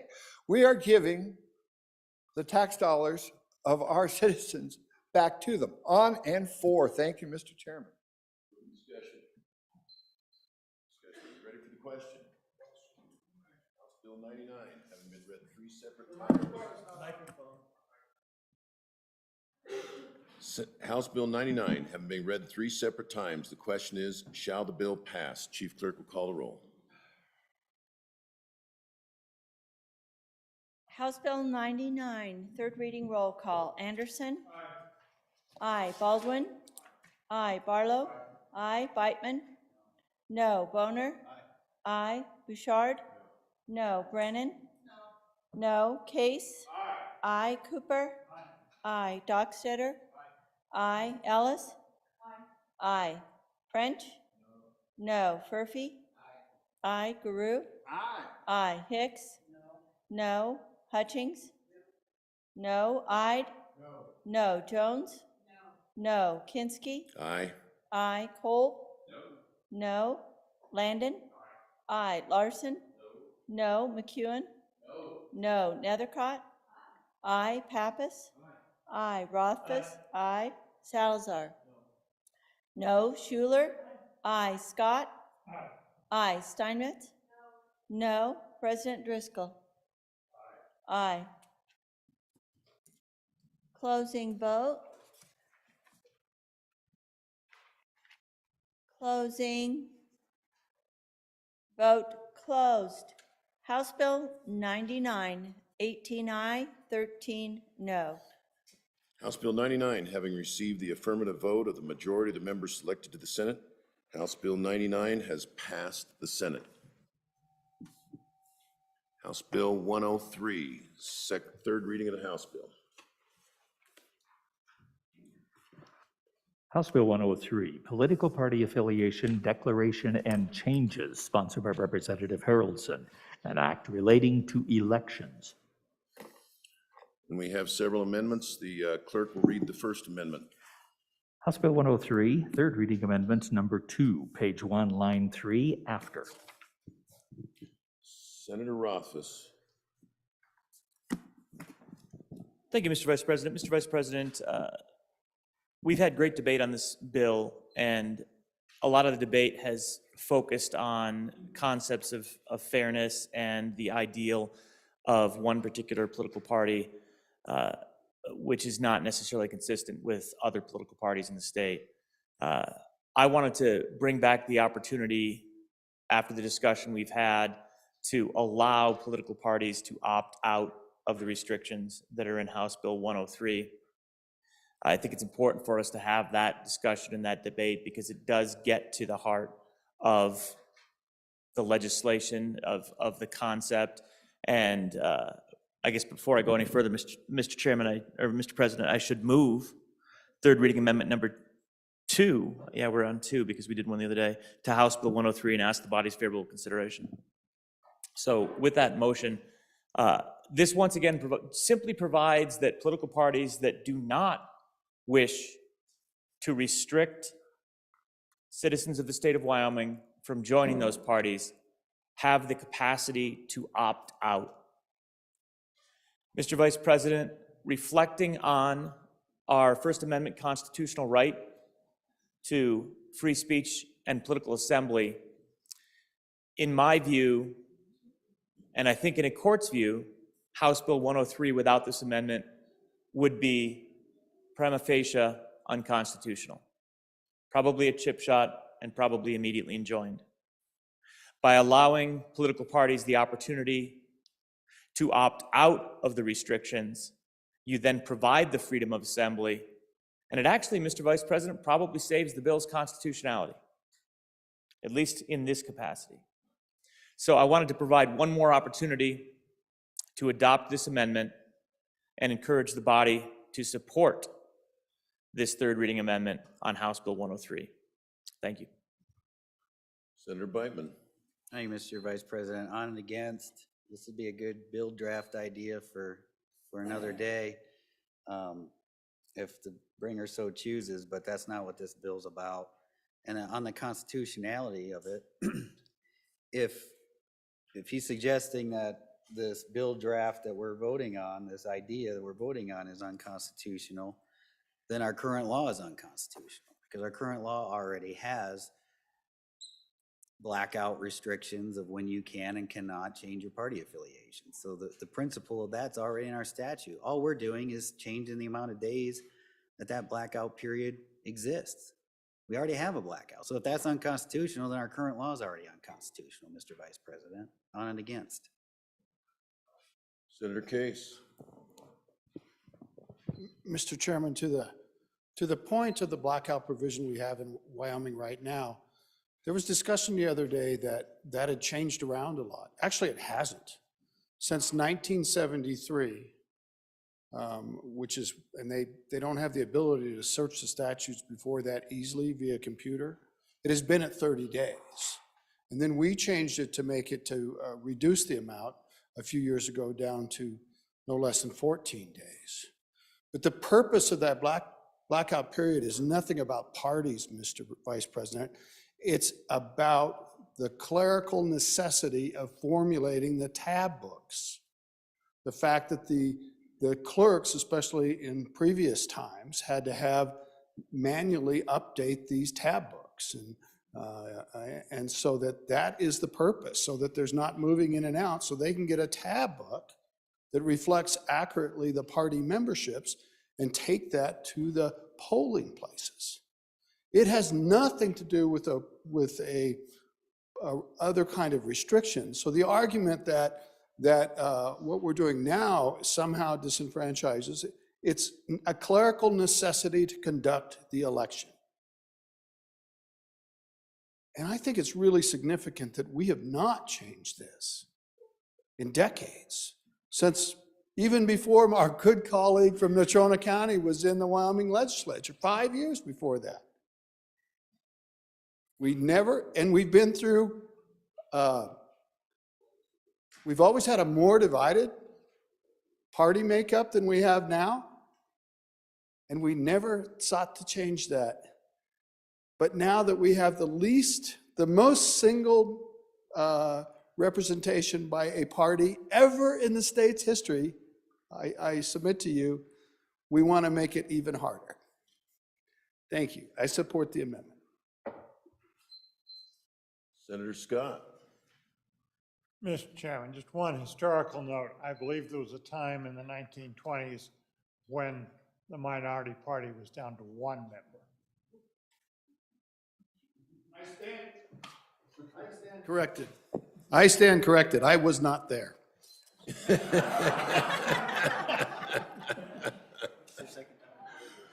Further discussion. Senator Rothfuss for your second time. Anyone else first? No. Thank you, Mr. Vice President, for my second time. And the concept that it would be unconstitutional at this point in time is inaccurate from the standpoint that there is a remedy in place. So there is a blackout window right now of those 14 days, but all you have to do is have a remedy. And that remedy is that when you show up to get that ballot, you can change your party, re-register, register. You can do everything you want right there at the polls. So with a remedy in place, there is really no harm and unconstitutional harm, which is why it hasn't been challenged. It hasn't needed to be. It's as flexible, Mr. Vice President, as it's able to be based on the logistics of the clerks at this point.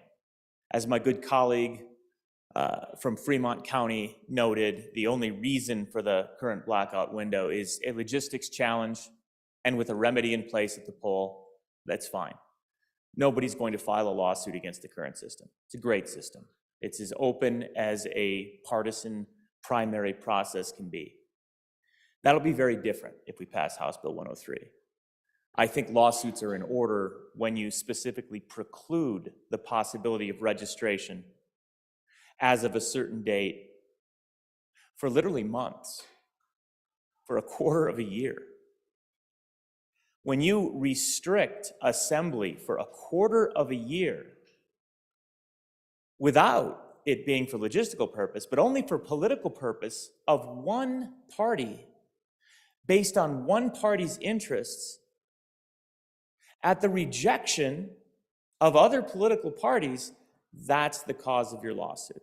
So again, Mr. Vice President, I understand that many people will oppose this because honestly, I don't think fairness is the objective. I think a particular party interest is the objective in a lot of what's going on here. But Mr. Vice President, I would submit to you that if fairness is the objective, if trying to set up a political system that reflects the interests of good policy, not of politics, then I would encourage you to join me in voting for this amendment. Thank you. We are voting on third reading amendment number 2 to House Bill 103. All those in favor of the amendment signify by saying aye. Aye. All those opposed, no. No. By your vote, third reading amendment number 2 to House Bill 103 has failed. Okay, division having been called. All those in favor of third reading amendment number 2 to House Bill 103 stand.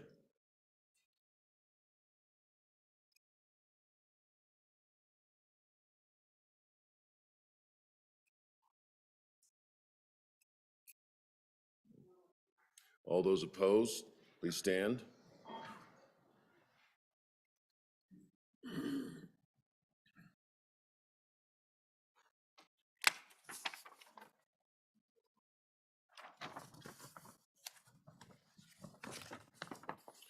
Okay, that amendment has failed by a vote of 10 to 19. Next amendment for our consideration is third reading amendment number 3 to House Bill 103. Clerk, please read the amendment. House Bill 103, third reading amendment number 3, page 3 after line 13, insert. Senator Scott. Mr. Vice President, I move adoption of this amendment. Mr. Vice President, there was discussion in a previous reading that the language in this bill could be read as excluding the ability of people who are not registered at all who would be eligible to register from doing so at the primary and in the period immediately before the primary. And I think it was quite clear that that's not the intention of this bill. But it was argued that legally that might have been the effect of something. And then there was question over whether the remedy proposed then was actually effective. What this amendment does is it says that we're going to construe nothing in this as prohibiting a person who's not registered to vote from registering and declaring an affiliation. And so I call your particular attention to subsection I. They were not registered to vote as of the first day on which an application for nomination filed under WS less than such of the year the elections take place. That's language copied from earlier in the bill, which is the date in which the ability to switch party registrations is changed. So the amendment doesn't seek to change what the bill does intend to do. It simply seeks to clarify that we're not going to exclude anybody who is not registered from going ahead and registering the way they are now. And, Mr. Chairman, I think the best argument for this is I was given a message from the County Clerks Association. I don't know whether it was passed out to the full Senate or not, but it says, is opinion of our association, that's County Clerks Association, that passage of House Bill 103 as introduced would not deny a new registrant. New registrations would still be accepted, et cetera. However, our association has continuously advocated for clear direction and as such, perhaps clarity that prohibition on affiliation does not apply to new registrants is in order. That's what this amendment does. It gives you clarity that we'll continue to accept those new registrations, and I urge its adoption, Mr. Vice President. Further discussion? Senator Beitman. Sorry, Mr. President, I hate to be the bad guy that says no to everything, but I'm going to be on and against this because I think it's quite clear, and I apologize to the body yesterday on second reading. I've done this bill so many times that I've forgot to mention that in quite clear language that this bill and all its iterations, I think I've run it 5 times probably, never has prevented unregistered voters from being able to register. This bill is the exact same one that we ran last year. That bill did not prevent new registrations. If the example of you turning 18 and being able to register to vote within the lockout period from May to August, say, you can still show up at the polls as a newly minted 18-year-old qualified elector or elector, because those terms are synonymously used, interchangeably used. Show up, they'll let you register to vote, and you can decide which ballot you want for the primary election. If you turned 18 the month before, on say the day that early voting starts, you can go down to the courthouse, register to vote on your birthday, vote early if you want to. Pick up request an absentee ballot. None of that changes with this bill. This bill is designed to regulate currently registered people from changing their party affiliation within a certain time frame, period. That's all this bill does. We have 2 memos on our desks this morning, one from the clerks and one from the Secretary of State's office confirming that. It's pretty obvious. I don't think this bill's needed, or this amendment's needed. I think we resist the amendments, and the bill is in great shape. It's been probably the most vetted bill this body has ever seen. It's been shot at, it's been nuclear bombed, it's been fumigated, it's been thrown in the garbage can, it's been beaten, dragged, you name it. It's been through the ringer, it's been tested. Everybody that's tried to shoot holes in this bill has had ample opportunity to shoot holes in this bill. This bill is solid for what its purpose is. And I think it's ready for prime time the way it is. Let's vote it through. Thank you, on and against. Question? Are you ready for the question on the amendment? Senator Cooper. Thank you, Mr. Vice President. I think the fact that I agree with what the good senator over here says. This thing has been looked at a lot of times. There's 12 attempts to make this a better bill. 12. That tells us very clearly that there's confusion in the bill.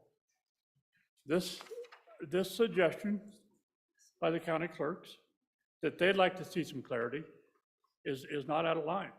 I think this amendment does just exactly that. It brings clarity. It makes this a better bill because there's no doubt in the future of what the intent is. On and for the amendment. Senator Rothfuss.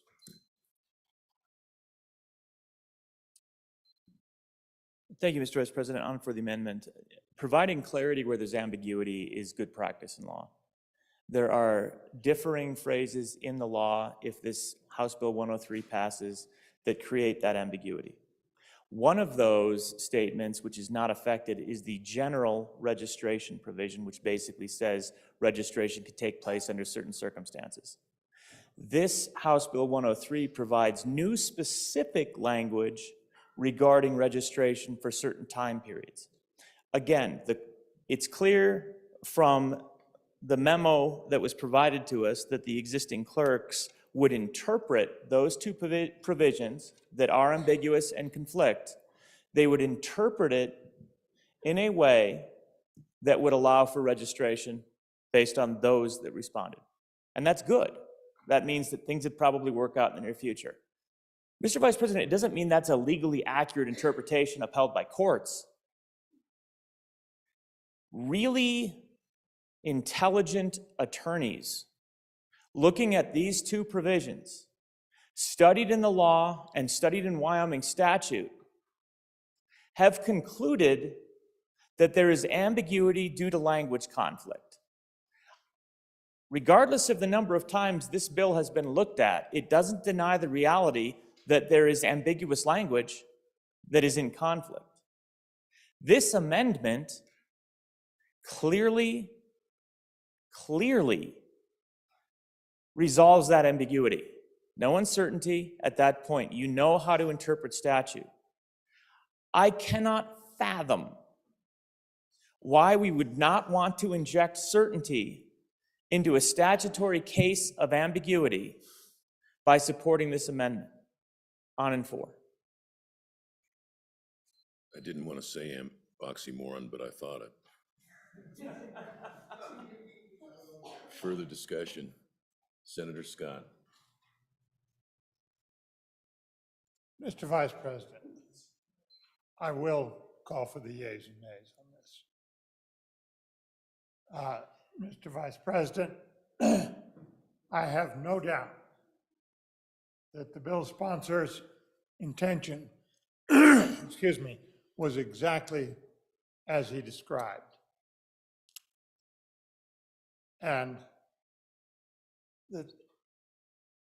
But I think there is ambiguity in what some of the legal opinion has been as to what the effect of the actual language would be.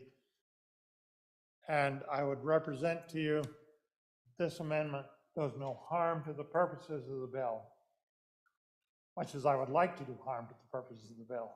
This amendment does none. And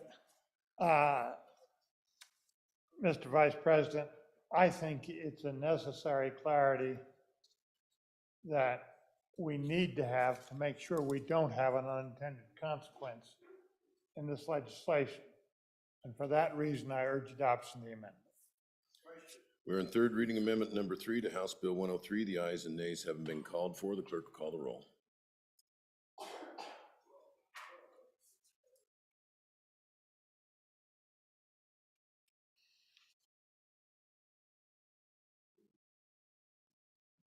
Third reading amendment number 3 to House Bill 103. Roll call. Anderson?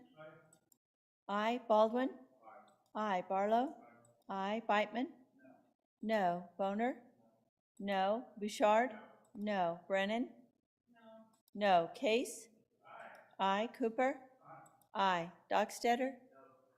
No. Ellis? Aye. French? No. Furphy? Aye. Garou? Aye. Hicks? No. Hutchings? No. Ide? No. Jones? No. Kinski? No. No. Kolb? No. Landon? Aye. Larson? No. McEwen? No. Nethercott? Aye. Pappas? Aye. Rothfuss? Aye. Salazar? No. Schuler? Aye. Scott? Aye. Steinmetz? No. President Driscoll? Aye. Closing vote.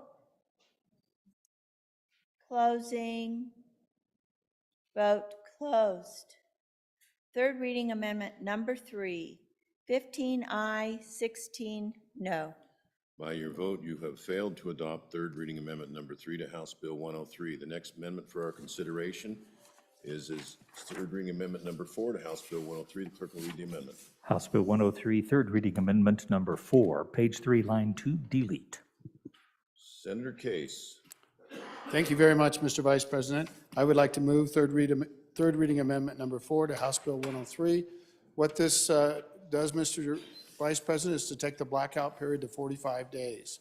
that corresponds with the time that you can actually vote and when voting occurs. Mr. Vice President, the reason I want to do that is I find a lot of irony here in that we are in a legislature that is extraordinarily dominated by one party, and perhaps, except for maybe a time in the 1920s, is of a historical nature. We are at a time in our state government where the 5 elected officials are all of one party, our Congress people are one party, and both houses are dominated by one party.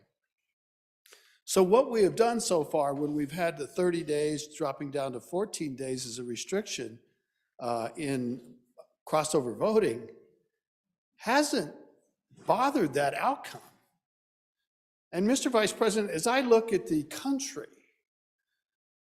I find it kind of disturbing. You know, there have been surveys that have talked to people about how likely do you think a civil war is to happen? And astoundingly, a lot of people believe that we're heading towards violence in this country. I think maybe the events post last election, major election, indicate to me that that is a possibility. And I'm disturbed by the fact that we have become redder as a state. Lots of America has become redder as a state. Lots of America has become bluer as a state. And as we've made this journey towards extremes on both sides, America has lost.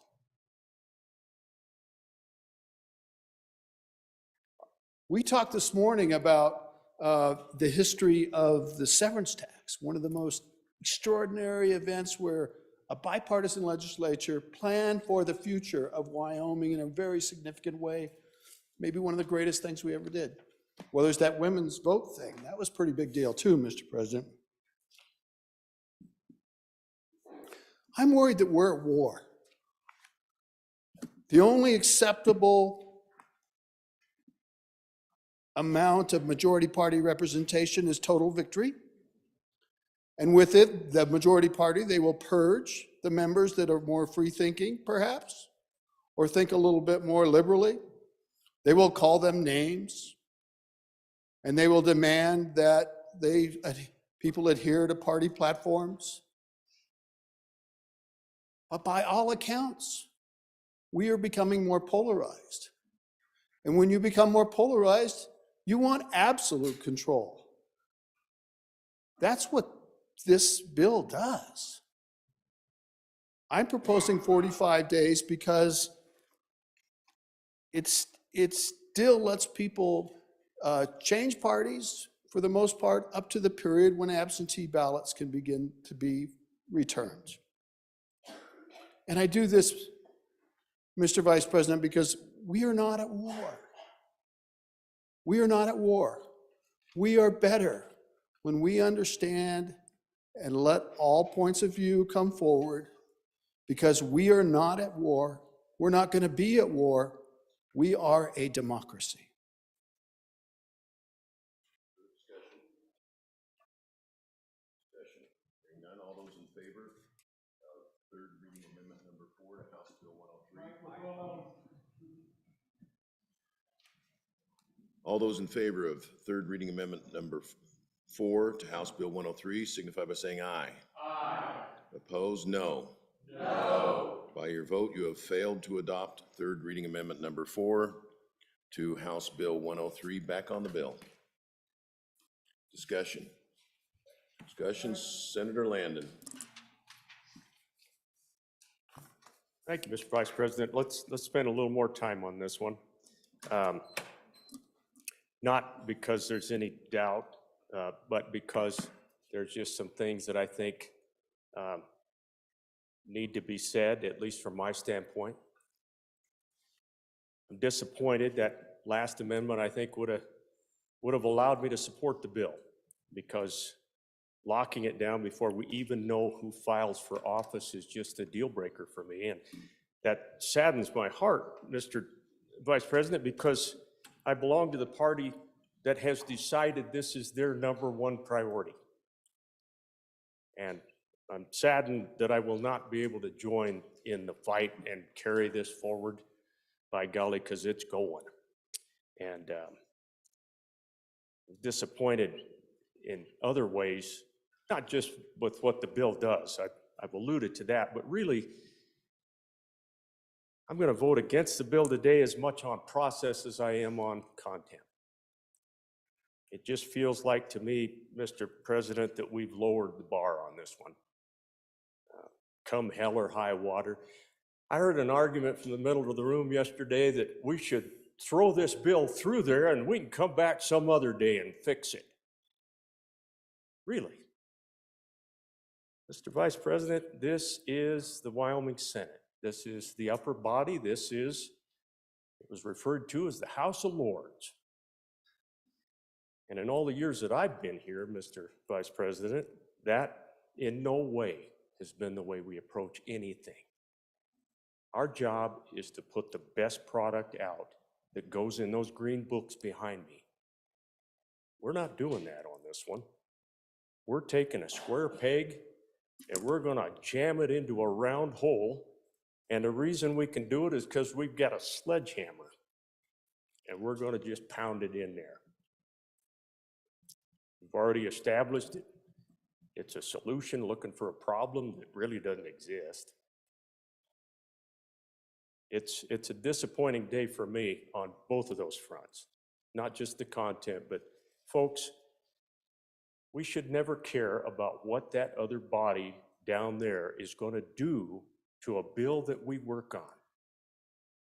We should set the bar higher, and we should put out a product that we're proud of and that we know will withstand the weather, the other branch of government, and anything else they do down there at the other end.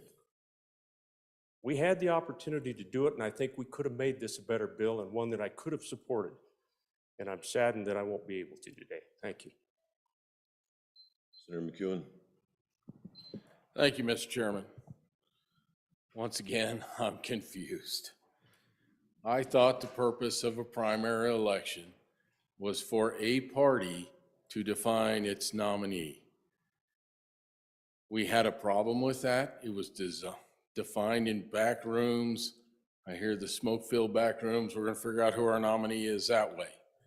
We had a huge problem with that. So we developed this new system that included everybody who's a member of the party to vote for a nominee. That's why we developed the primary system. And now we have, I think somebody said, 12 amendments on why we should change the primary system, why people who are not part of a party should be included in that party to define that party's nominee.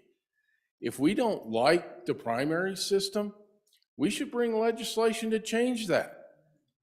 We should say we're not going to do a primary system this way.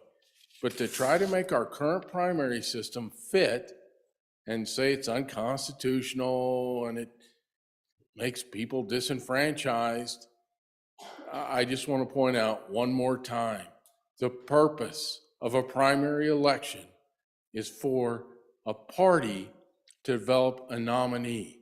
It's not the general election. Thank you, Mr. Chairman. Senator Cooper and then Senator Scott. Thank you, Mr. Chairman. I'd like to speak to what the gentleman just said there. When I look around this room, with the exception of 2, I see 31, or 29, I guess it is, that were chosen by their party. I think the system worked. What's wrong with this bill is the ambiguity. We've tried to address it 12 times. It's still there. The other things that are wrong with this bill is the way it was reintroduced. I won't speak to anybody else's personal ethics, but to my personal ethics, I think that was wrong. There's some things we could have done to fix this bill. I would have supported it. But to the other gentleman, This is the upper house. This is the Wyoming State Senate. We've got time to fix this bill. It's a year and a half to the next election. We can go home, we can build the right bill. I agree with the concept of the bill, what we're trying to do. I don't like the way it was brought forward. I don't like the ambiguity in it. We've got time to fix it. We've got time to go home and make it right and build a really good Senate bill. This is a bill from the other end of the hall that came out here not 100%. We can make it 100%. We can make it to the level of the Wyoming State Senate. We have time to do that. On and against the bill. Senator Scott.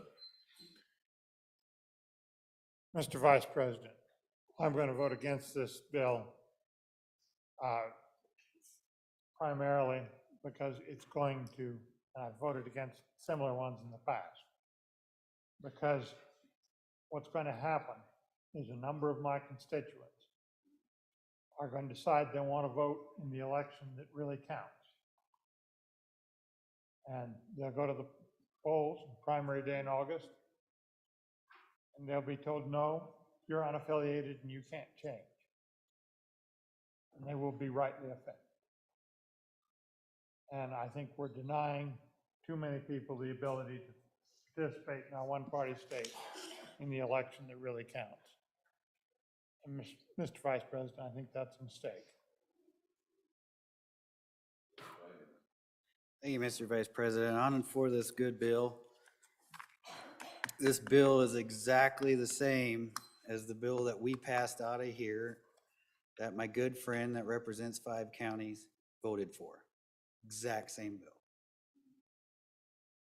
Yes, it came from down the hall, and there was confusion as to, I think, with our staff that with the confidentiality and everything and how bills are drafted. I filed this bill as well, because this was my bill from last year. So that argument is a moot point. This was a Senate bill last year that overwhelmingly passed this body. Same bill, same exact language as we're voting on right now on third reading. Just want to make that clear. This bill's good. It's been tested. It's been vetted. It's a policy decision now on what that time frame is for when we're going to close our primary.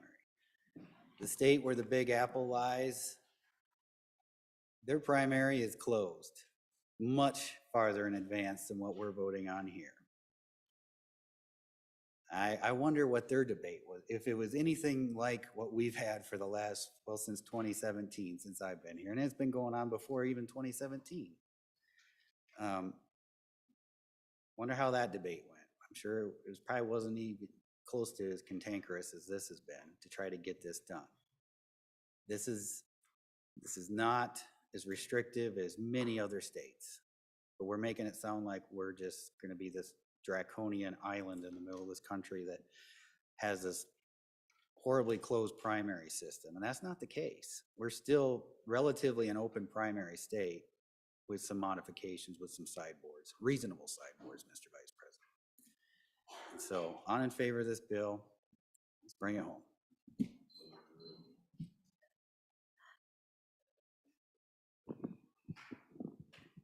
Thank you, Mr. Vice President. Sorry before, I thought we were in committee of the whole, and I didn't mean to address you improperly.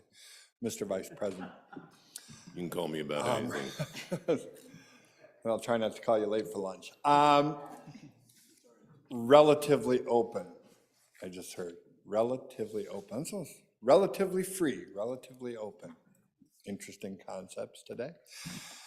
29 members of this body are in one party. 5 elected officials at the top of downstairs on the first floor in those big offices, all of the same party. 3 members of our congressional delegation, all of the same party. Today we have a bill before us to restrict party voting in primaries. Who is this bill aimed at? The 2 of us? I don't think so. I don't think so. I doubt very seriously that anyone in this body fears the good minority floor leader and myself quite to that degree. So who's this about? 25,000 Democrats across the state of Wyoming, Mr. Vice President? I don't think so. a supermajority of one party. Every bell, every whistle, every lever of power in your hands. Nothing over here. Just pork chop eating Democrat just sitting here. So who's this about? Mr. Vice President, I think I know. It's about you. It's about you and your party. It's about telling your party who you're going to vote for and who you're going to see on the ballot. You're not going to know who they are before you had a chance to vote for them, but by golly, you're going to vote the way for the people we say. You're going to vote the way we lay it out. This is about you. This is about your party. We even offered an amendment to opt us out, and we weren't allowed to take it, interestingly enough. It's about you, not about us. I would think very carefully, Mr. Vice President, about this bill. This is one of those bills. Yes, it's been shot at. Yes, it's been beaten. Yes, it's been dragged through the mud. I would think very hard about that fact and why. I didn't drag it through the mud. You all did. So, Mr. Vice President, I wish you well. I'm on and against it because I think better of y'all. Take care. Senator Jones and then Senator Schuler. Mr. Vice President, on and for the bill, people ask me, why do you care? My constituents care. Can I give you a real life situation that happened for the primary in 2022? A candidate that was running for office went on record in a news source saying that they were changing their party for the primary election. Is this right? I don't think this is right. This is a loophole that needs to be taken care of. And the people in my corner of the state do care. On and for this bill. Senator Schuler. Thank you, Mr. Vice President. On and against this bill. I have voted against it every single time. Part of the reason I voted against it is there seems to be an unwillingness from a lot of folks in my party to make any kinds of adjustments to it that make it better. Like some of the other senators have mentioned, you know, if the dates were changed, if it wasn't May 1st, if it was June 1st, July 1st, a couple weeks before absentee voting, I would jump on board. Because gosh, then we would be able to know who's out there, who's running. We'd be able to listen to them. We'd be able to know what they stand for. But really what this bill does, it doesn't disenfranchise the Republicans. It disenfranchises those unaffiliated folks. And according to the statistics that I've seen, that's about 11,000 people. You guys gonna be okay with that? Going back to your hometowns and saying, oh, sorry, you missed the deal. You're out of luck. You know, we already have 2/3 of the people in Wyoming that don't vote right now that could. I think we should be a little more concerned about those people that don't vote instead of the 1/3 of us that vote. And instead, we just make it just a little bit more narrow, make it a little bit tougher.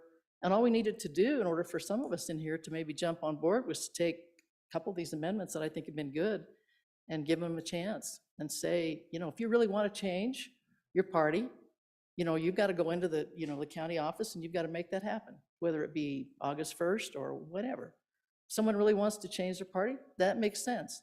We know who's running, they can go into the courthouse. They're still going to have to make a concerted effort to change. But we have a lot of folks in here that were unwilling to do that. So I'm unwilling to vote for this. Senator Pappas. Thank you, Mr. Vice President.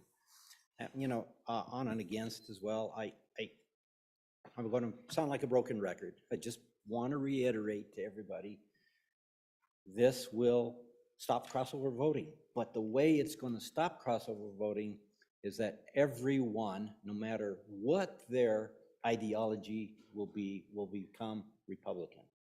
It's going to happen. I've had emails from people telling me, if I don't have a choice now, I'm just going to register Republican, no matter what I am, Democrat, Libertarian, Constitutional, unaffiliated, and I'm going to just stay there. There's no incentive for me to switch back. I just think that's not what we want as a Republican Party. Don't think the other parties want that either, but we're forcing their hand. I just don't think, you know, I probably would have supported it if we had an earlier date, as we already killed. But now It just will not change anything other than it will limit crossover voting, and everyone will be a Republican in this state. 100% of the voters. Thank you, Mr. Vice President. Senator Hicks and then Senator Salazar. Yeah, Mr. Vice President, and good debate, but I want to share with you a couple observations, and then I want to talk about one specific issue. But the observations I've made is that we have all of our congressional delegation is one party, Republicans. Our top 5 are all Republicans. This body's 29 of 31 Republicans. We have supermajority. Mr. Chairman, I would just share you my observation that just shows you the wisdom of the people of the state of Wyoming, Mr. Chairman, and their good judgment. But Mr. Chairman, what I specifically wanted to speak to, because a number of folks have got up and said, you know, what they're really upset about is the process. They don't like the process as to why we're here on third reading right now. And I would just remind those folks that first 5 days of every session, we adopt rules of the Senate and the House, and we adopt joint rules. And for those people that don't like the process, I believe they voted for those, Mr. Vice President. And then just here a couple of weeks ago, we also voted, this body, and we voted for a manual of legislative procedures. I believe the people that are complaining about the process voted for that. And then we have this thing called Masons that governs the way we do it within the manual of legislative procedures and the way we would do with rules. I would suggest, Mr. Chairman, with all due sincerity, for those people that don't like the process, they should quit voting to adopt that process by adopting our rules and by our legislative procedures. So if you don't like it, you shouldn't vote for it, Mr. Vice President. So I just would make that observation to those people that are really upset with the process. They've had several opportunities to correct that by bringing amendments to the rules or amendments to the manual legislative procedures. So just want to let folks know that we followed the process, and the people that are complaining about the process actually voted for the process. So I'm confused with my colleague from Campbell County. Senator Salazar. Thank you, Mr. Vice President. I guess I would say this is not my first priority, but it is a priority. My constituency wants this bill. I'm going to vote for it. I believe it does protect the primary process. But I guess the reason I stand up is this bill has gone through the process. We've had, I think, almost 12 amendments. It's been vetted for more than 3 years. It's had its hearing. I wish all of the bills that went through this great body had the vetting that this bill has. With regard to the argument that if we pass this bill, everyone will become a member of the majority party, that may happen. I cannot see the future.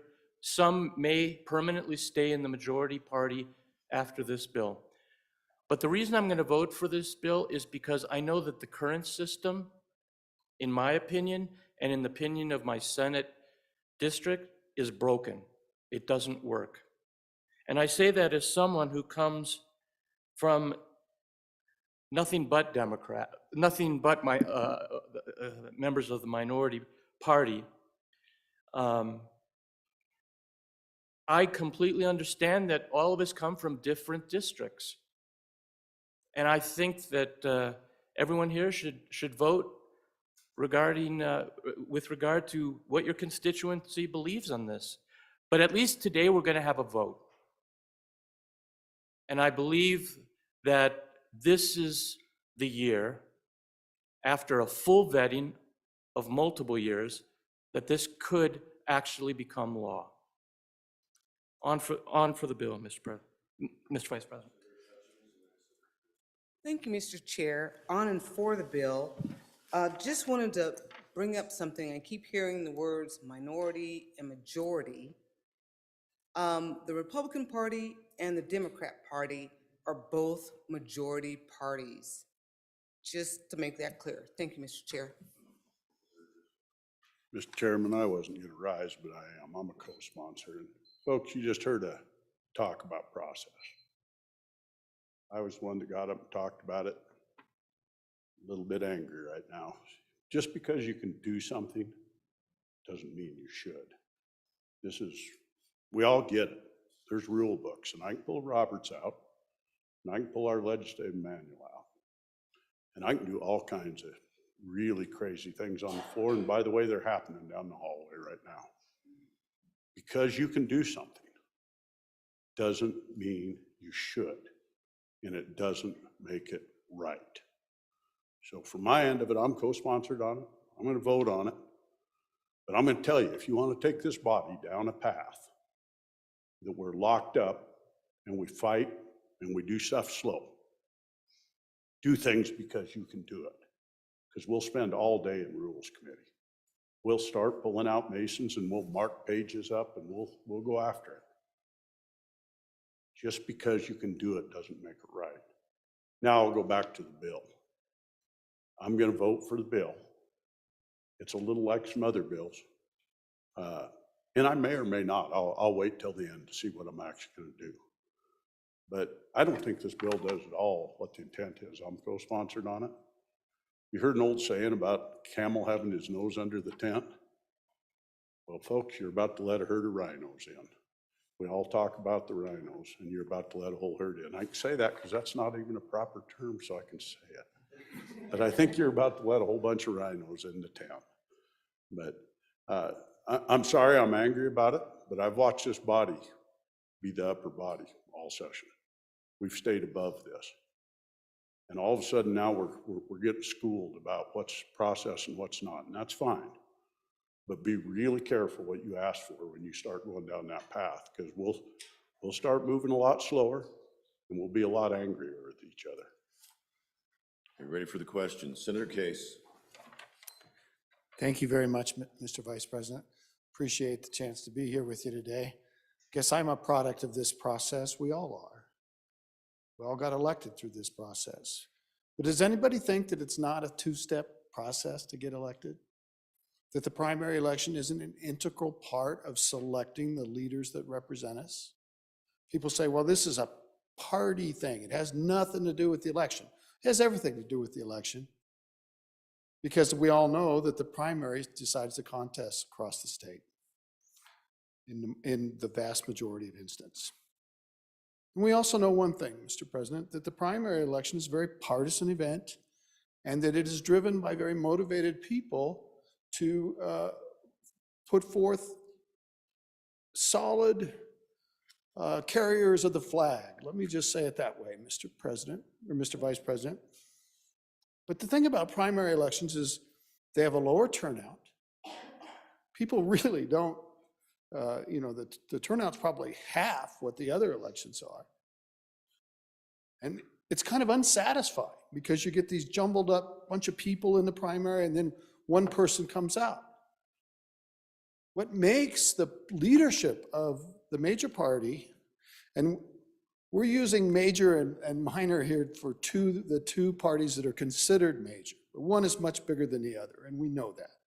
So the major party is often, the leadership of the major party is often disappointed when someone that is not as adhering to the litmus test squeaks through that primary.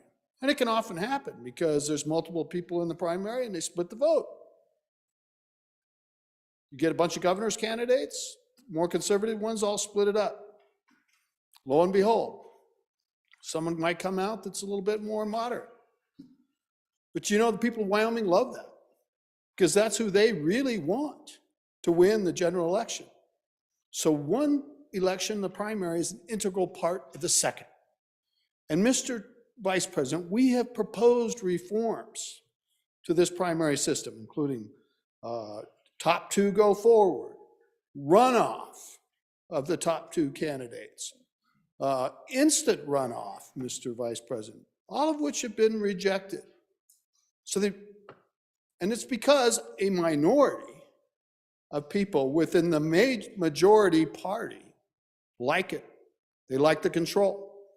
They like to be able to dictate who is following the party standards and not. Who gets to be a pejorative name and published in a paper that they didn't subscribe to the litmus test. It happens all across the state. But does anybody doubt that the primary election and the general election go together like a hand in a glove? So they're both part of our process for franchising the voters and selecting the people to represent them. Pretty important thing with high constitutional requirements. In Wyoming, Article 6, Section 2, every citizen of the United States of the age of 21 years and upwards, and I know that's changed, who has resided in the state or territory 1 year and in the county whereas such residence is located 60 days next preceding any election, shall be entitled to vote. Now, there are exceptions, like if you're convicted, or if you're serving in the military from another state, or if you are, there's some pejorative land, not mentally capable. But you are entitled to vote. The little book with the little Constitution says, Congress shall make no law respecting an establishment of religion or prohibiting the free exercise thereof, or abridging the freedom of speech or the press, or the right of the people peaceably to assemble and to petition the government for redress of grievances. We do it through elections. An election where the primary election is the hand in the glove of the general election. They go hand in hand. We're restricting the right of the people. Vote no. Senator Dockstader. Thank you. You can always tell when you've hit one that touches a nerve because we have these kind of debates. Got a decade and a half, and I hear about certain issues over those years. I look back and I think, well, that's a pretty big issue. People are tracking it, they're following it.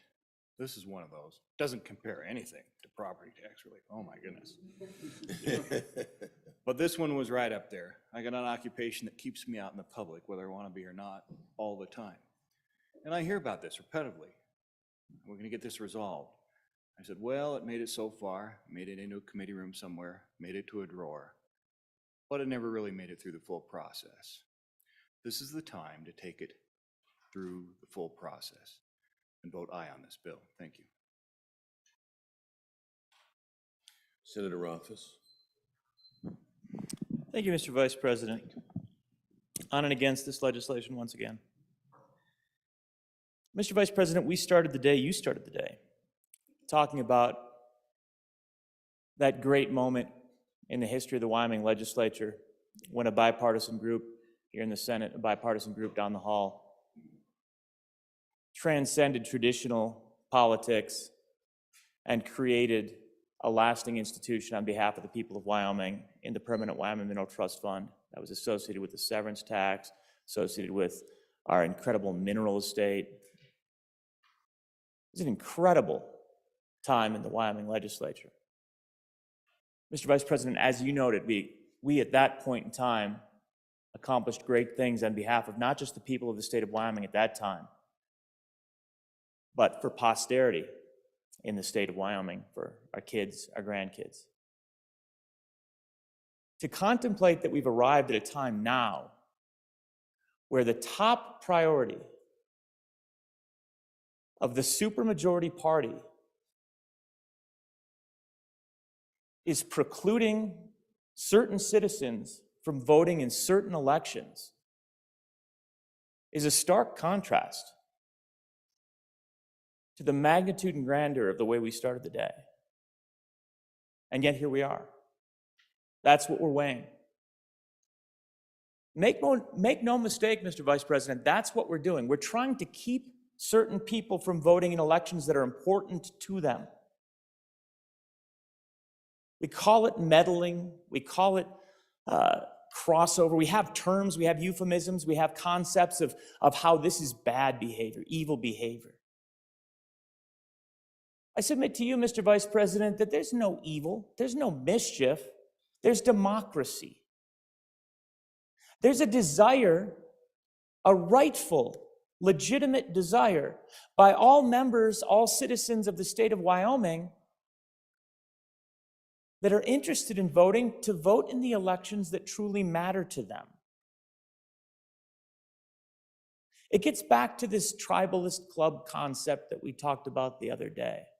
The idea that political parties are somehow an end in and of themselves, as opposed to how they were characterized by George Washington in his farewell address as the worst enemy of a popular form of government. Let me say that again. The worst enemy of a popular form of government. He warned against the influences of political parties because he saw them as a source of divisiveness, infighting, acrimony,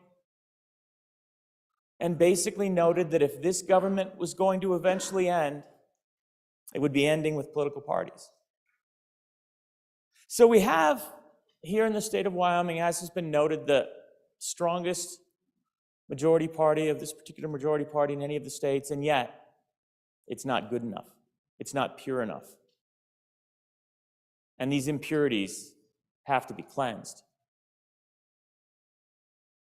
As an objective, even if this were to solve that objective, I would ask that we resist the legislation because it's not a pure objective. A political party is not in and of itself some great end. We support the Wyoming Constitution. We uphold the interests of our constituents. And the idea that just ensuring that only the pure people, only those that pass the litmus test, only those that have their papers in order are able to vote in a primary is a disservice as a primary objective to the people of Wyoming. But, Mr. Vice President, rest assured, this bill won't even solve that problem if you define it as a problem, which I don't. I believe in open primaries. I want every citizen of the state of Wyoming to vote in every election that matters to them and their families. That's an aspiration of democracy. That's an aspiration of being a republic, if that's how we choose to characterize it. But that's a pure aspiration. Trying to solve problems through exclusion and elimination of ideas and diversity is not going to get us to that point. But again, back to the fact that this won't even solve that objective. The natural response to legislation like this is what I would encourage my constituents to do, and will right now. If this passes, just register for the majority party and stay that way. Senator, you had 4.5 minutes. That's the easy solution, Mr. Vice President. It's the natural outcome of this legislation. Rather than trying to isolate from one another, I would encourage us to work together and look towards common outcomes, not further partisanship, Mr. Vice President. Are you ready for the question? House Bill 103, having been read 3 separate times, the question is, shall the bill pass? The chief clerk will call a roll. House Bill 103, third reading roll call. Anderson? No. Baldwin? Aye. Barlow? No. Beitman? Aye. Boner? Aye. Bouchard? Aye. Brennan? Aye. Case? No. Cooper? No. Dockstetter? Aye. Ellis?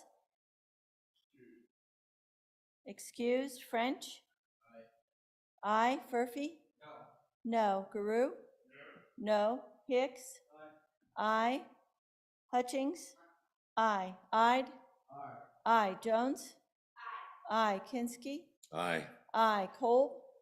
Aye. Landon? No. Larson? Aye. McEwen? Aye. Nethercott? Aye. Pappas? No. Rothfuss? No. Salazar? Aye. Schuler? No. Scott? No. Steinmetz? Aye. President Driscoll? Aye. Closing vote. Closing. Vote closed. House Bill 103, 19 aye, 11 no, 1 excused. House Bill 103, having received the affirmative vote of the majority of the members elected to the Senate, House Bill 103 has passed. President Driscoll. Privilege the floor. Please. Fellow senators, please join me in welcoming former Senator Bernadine Kraft, who has been a huge friend to this body. She sat through a long and arduous debate, and she was wanting to jump up and vote. I watched a couple times. So if she'd come give us a couple of words, we would like that. Welcome back home, Bernadine. Thank you.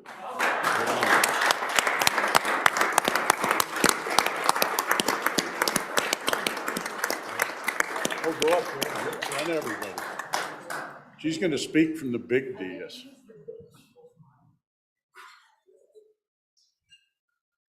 Thank you so much for allowing me to do this. I realize I'm standing between you and lunch, so I don't want to talk long, but I do want to say that when I walked in this morning, the first thing that happened was Senator Dockstader came over and said, "Welcome home."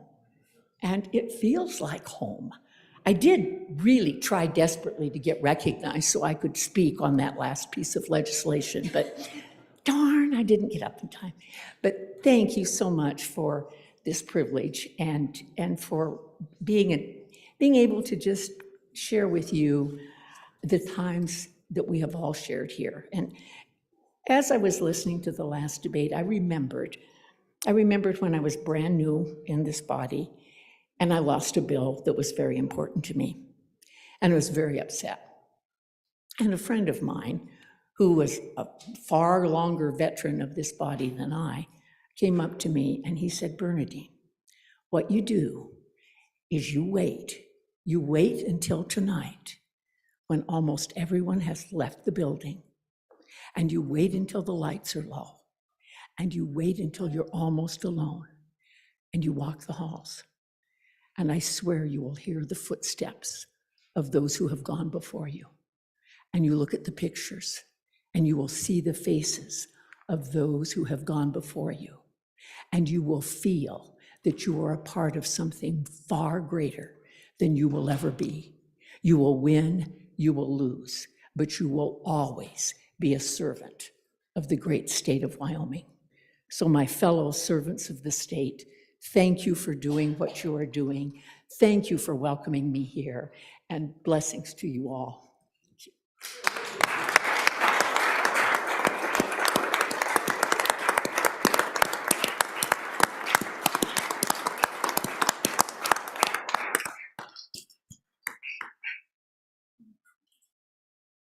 Mr. Majority Floor Leader.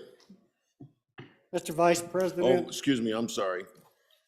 I have to finish one thing. HB 103, having received the affirmative vote of the majority of the members elected to the Senate, HB 103 has passed the Senate. Mr. Majority Floor Leader. Mr. Vice President, I move the Senate stand in recess until 1:30. 1:30. Announcements. Senator Baldwin. Thank you, Mr. Vice President. Your committee, number 10, Labor, Health, and Social Services, will meet Monday morning at 8 a.m. to discuss interim topics with our cohorts down the hall. Senator Boner. Thank you, Mr. Vice President. The Transportation Committee will meet jointly upon recess Monday, February 27th, to discuss not just interim topics, but also hear an update on the military department's progress in getting the Youth Challenge program put back together. Senator Landon. Mr. Vice President, your Judiciary Committee will meet at 8 o'clock on Monday morning with counterparts from down the hall to take up interim topics. That's in Extension Room 5 downstairs at 8 o'clock Monday. Senator Anderson.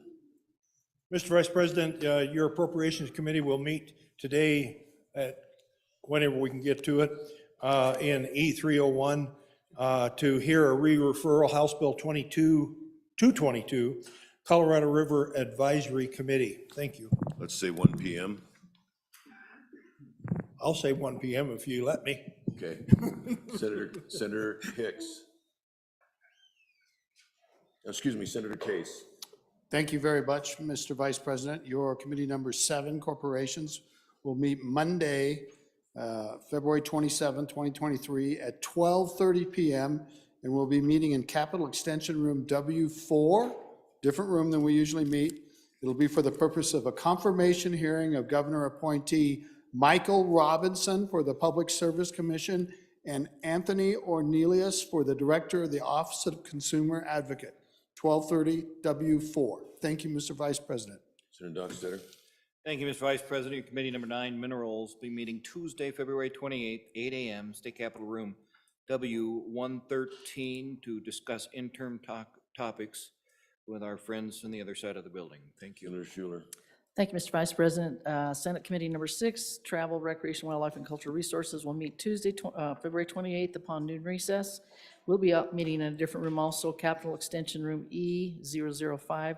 We will also meet on adjournment that same day to consider one of our Senate confirmees in an interview process. Thank you. You've heard the motion. All those in favor signify by saying aye. Aye. Opposed, no. Motion carried.